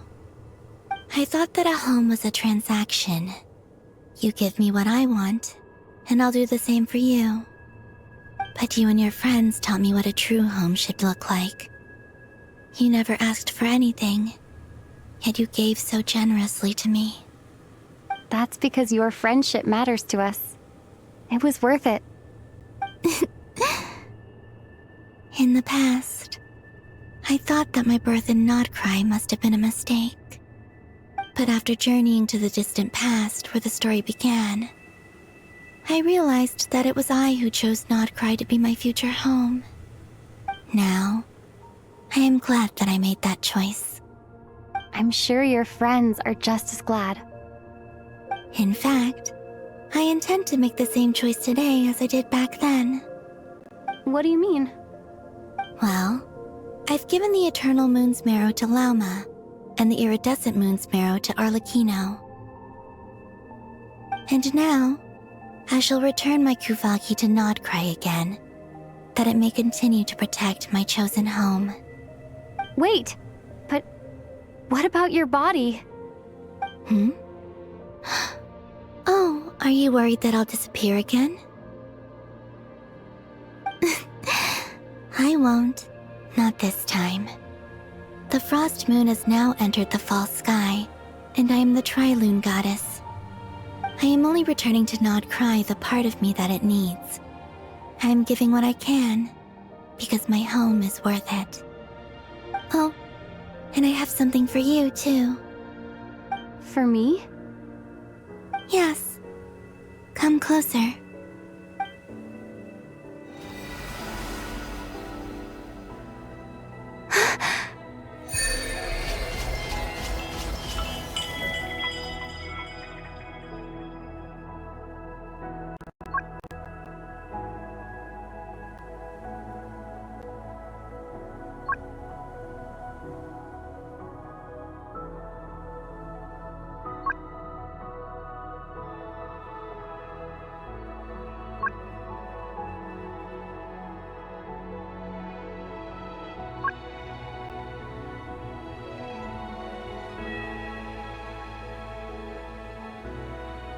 What was that?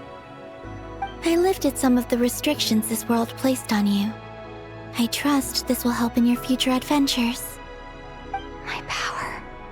It feels like it's grown. I can use the elements more freely now. Thank you. This will be a great help. You're welcome. I see you as family, and after everything you've done for me, In fact, no. It's not because I owe you. It's because you're worth it. Here, this flower is for you.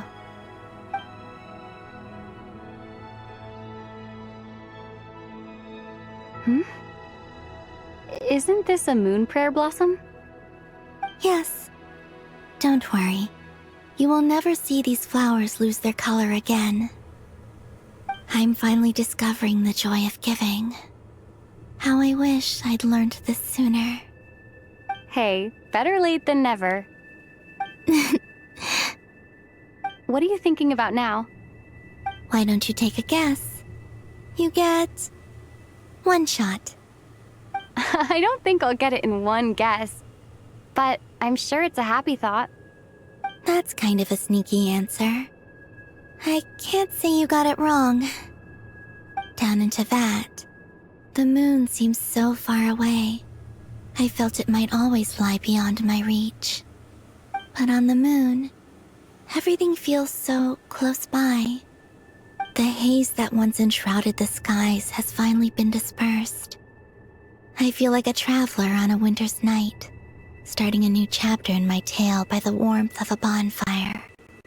I don't have a lot of luggage, but I do have a lot of hope for the future. Well, what's next? Next? To start with, I want to stay here just a little longer. After that, let's return home and continue our journey.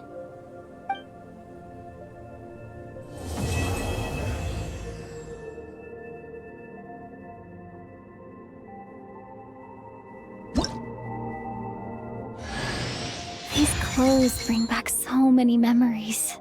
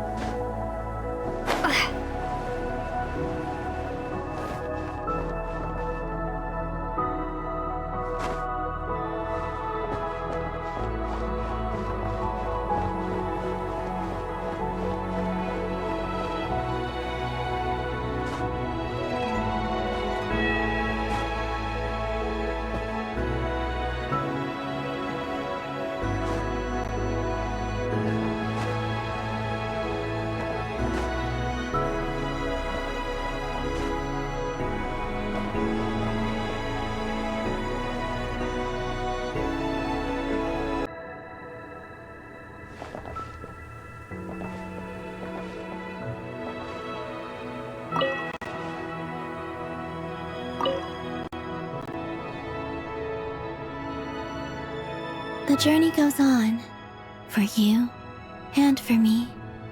Like I said, this is not the end. I don't believe there has to be an ending. Oh, is that your next destination? Most people would probably tell you to pack some warm clothes. But I experience things differently than most people, so I can't know how cold it is. In fact, it is home to quite a wondrous heat source. I think they call it Kreshnik's torch.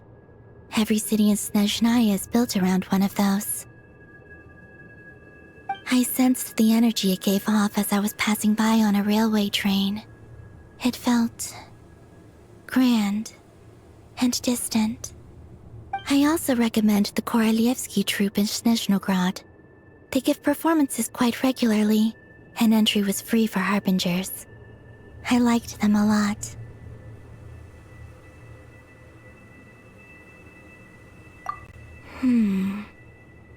Ice cold and sharp. Crystal clear in some ways, yet profoundly unfathomable in others. Like the thick layer of ice on top of a frozen lake. That's just the impression that Tsaritsa gives me. I was never able to glimpse what truly lies beneath that icy exterior. In fact, I don't think the people of Snezhnaya even know what kind of power their god wields. Maybe that's because the Tsaritsa herself has never acknowledged, nor accepted that power. There's Regrator, The rooster and the jester.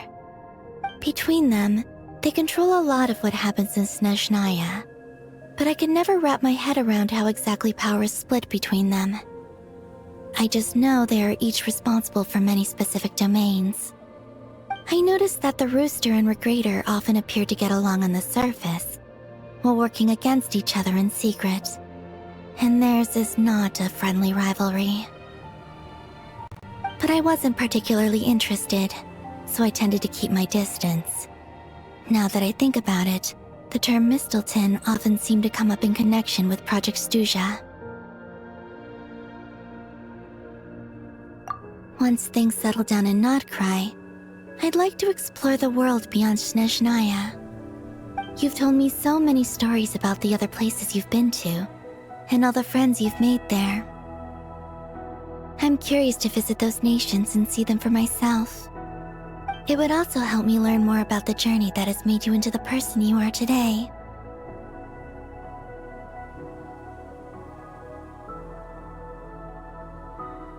Okay. As you continue on your journey, don't forget to gaze up at the moon once in a while. It is, after all, no longer an illusion. It shall cast down its true moonlight, connecting us in truth.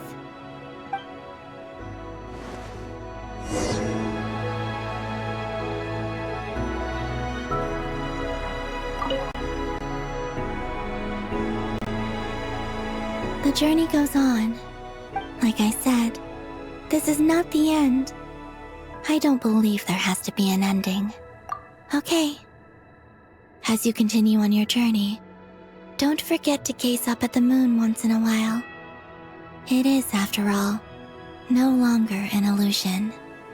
It shall cast down its true moonlight, connecting us in truth.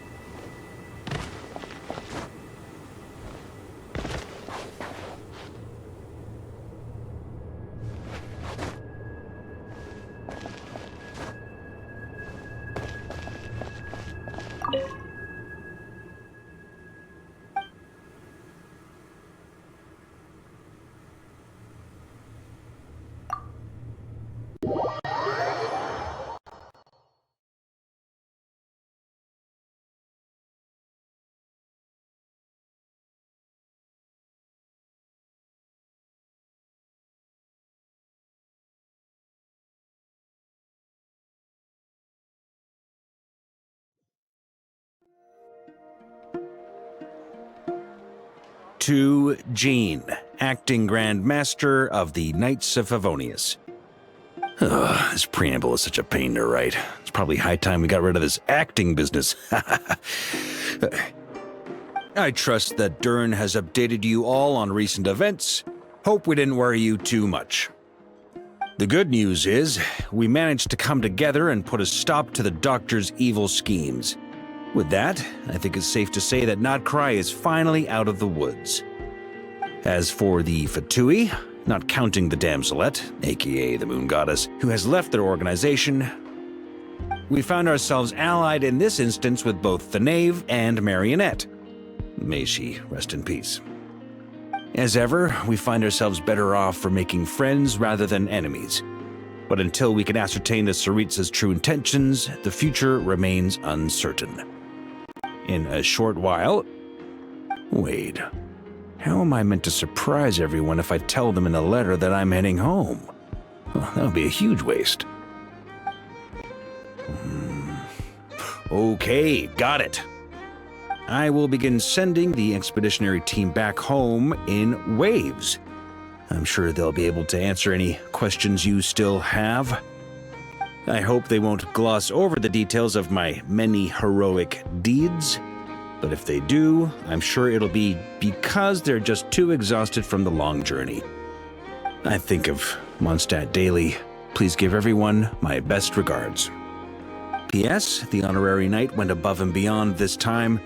Are there any other honors we can give her? I'll leave it with you. P.P.S. Please be extra nice to Klee for the foreseeable future.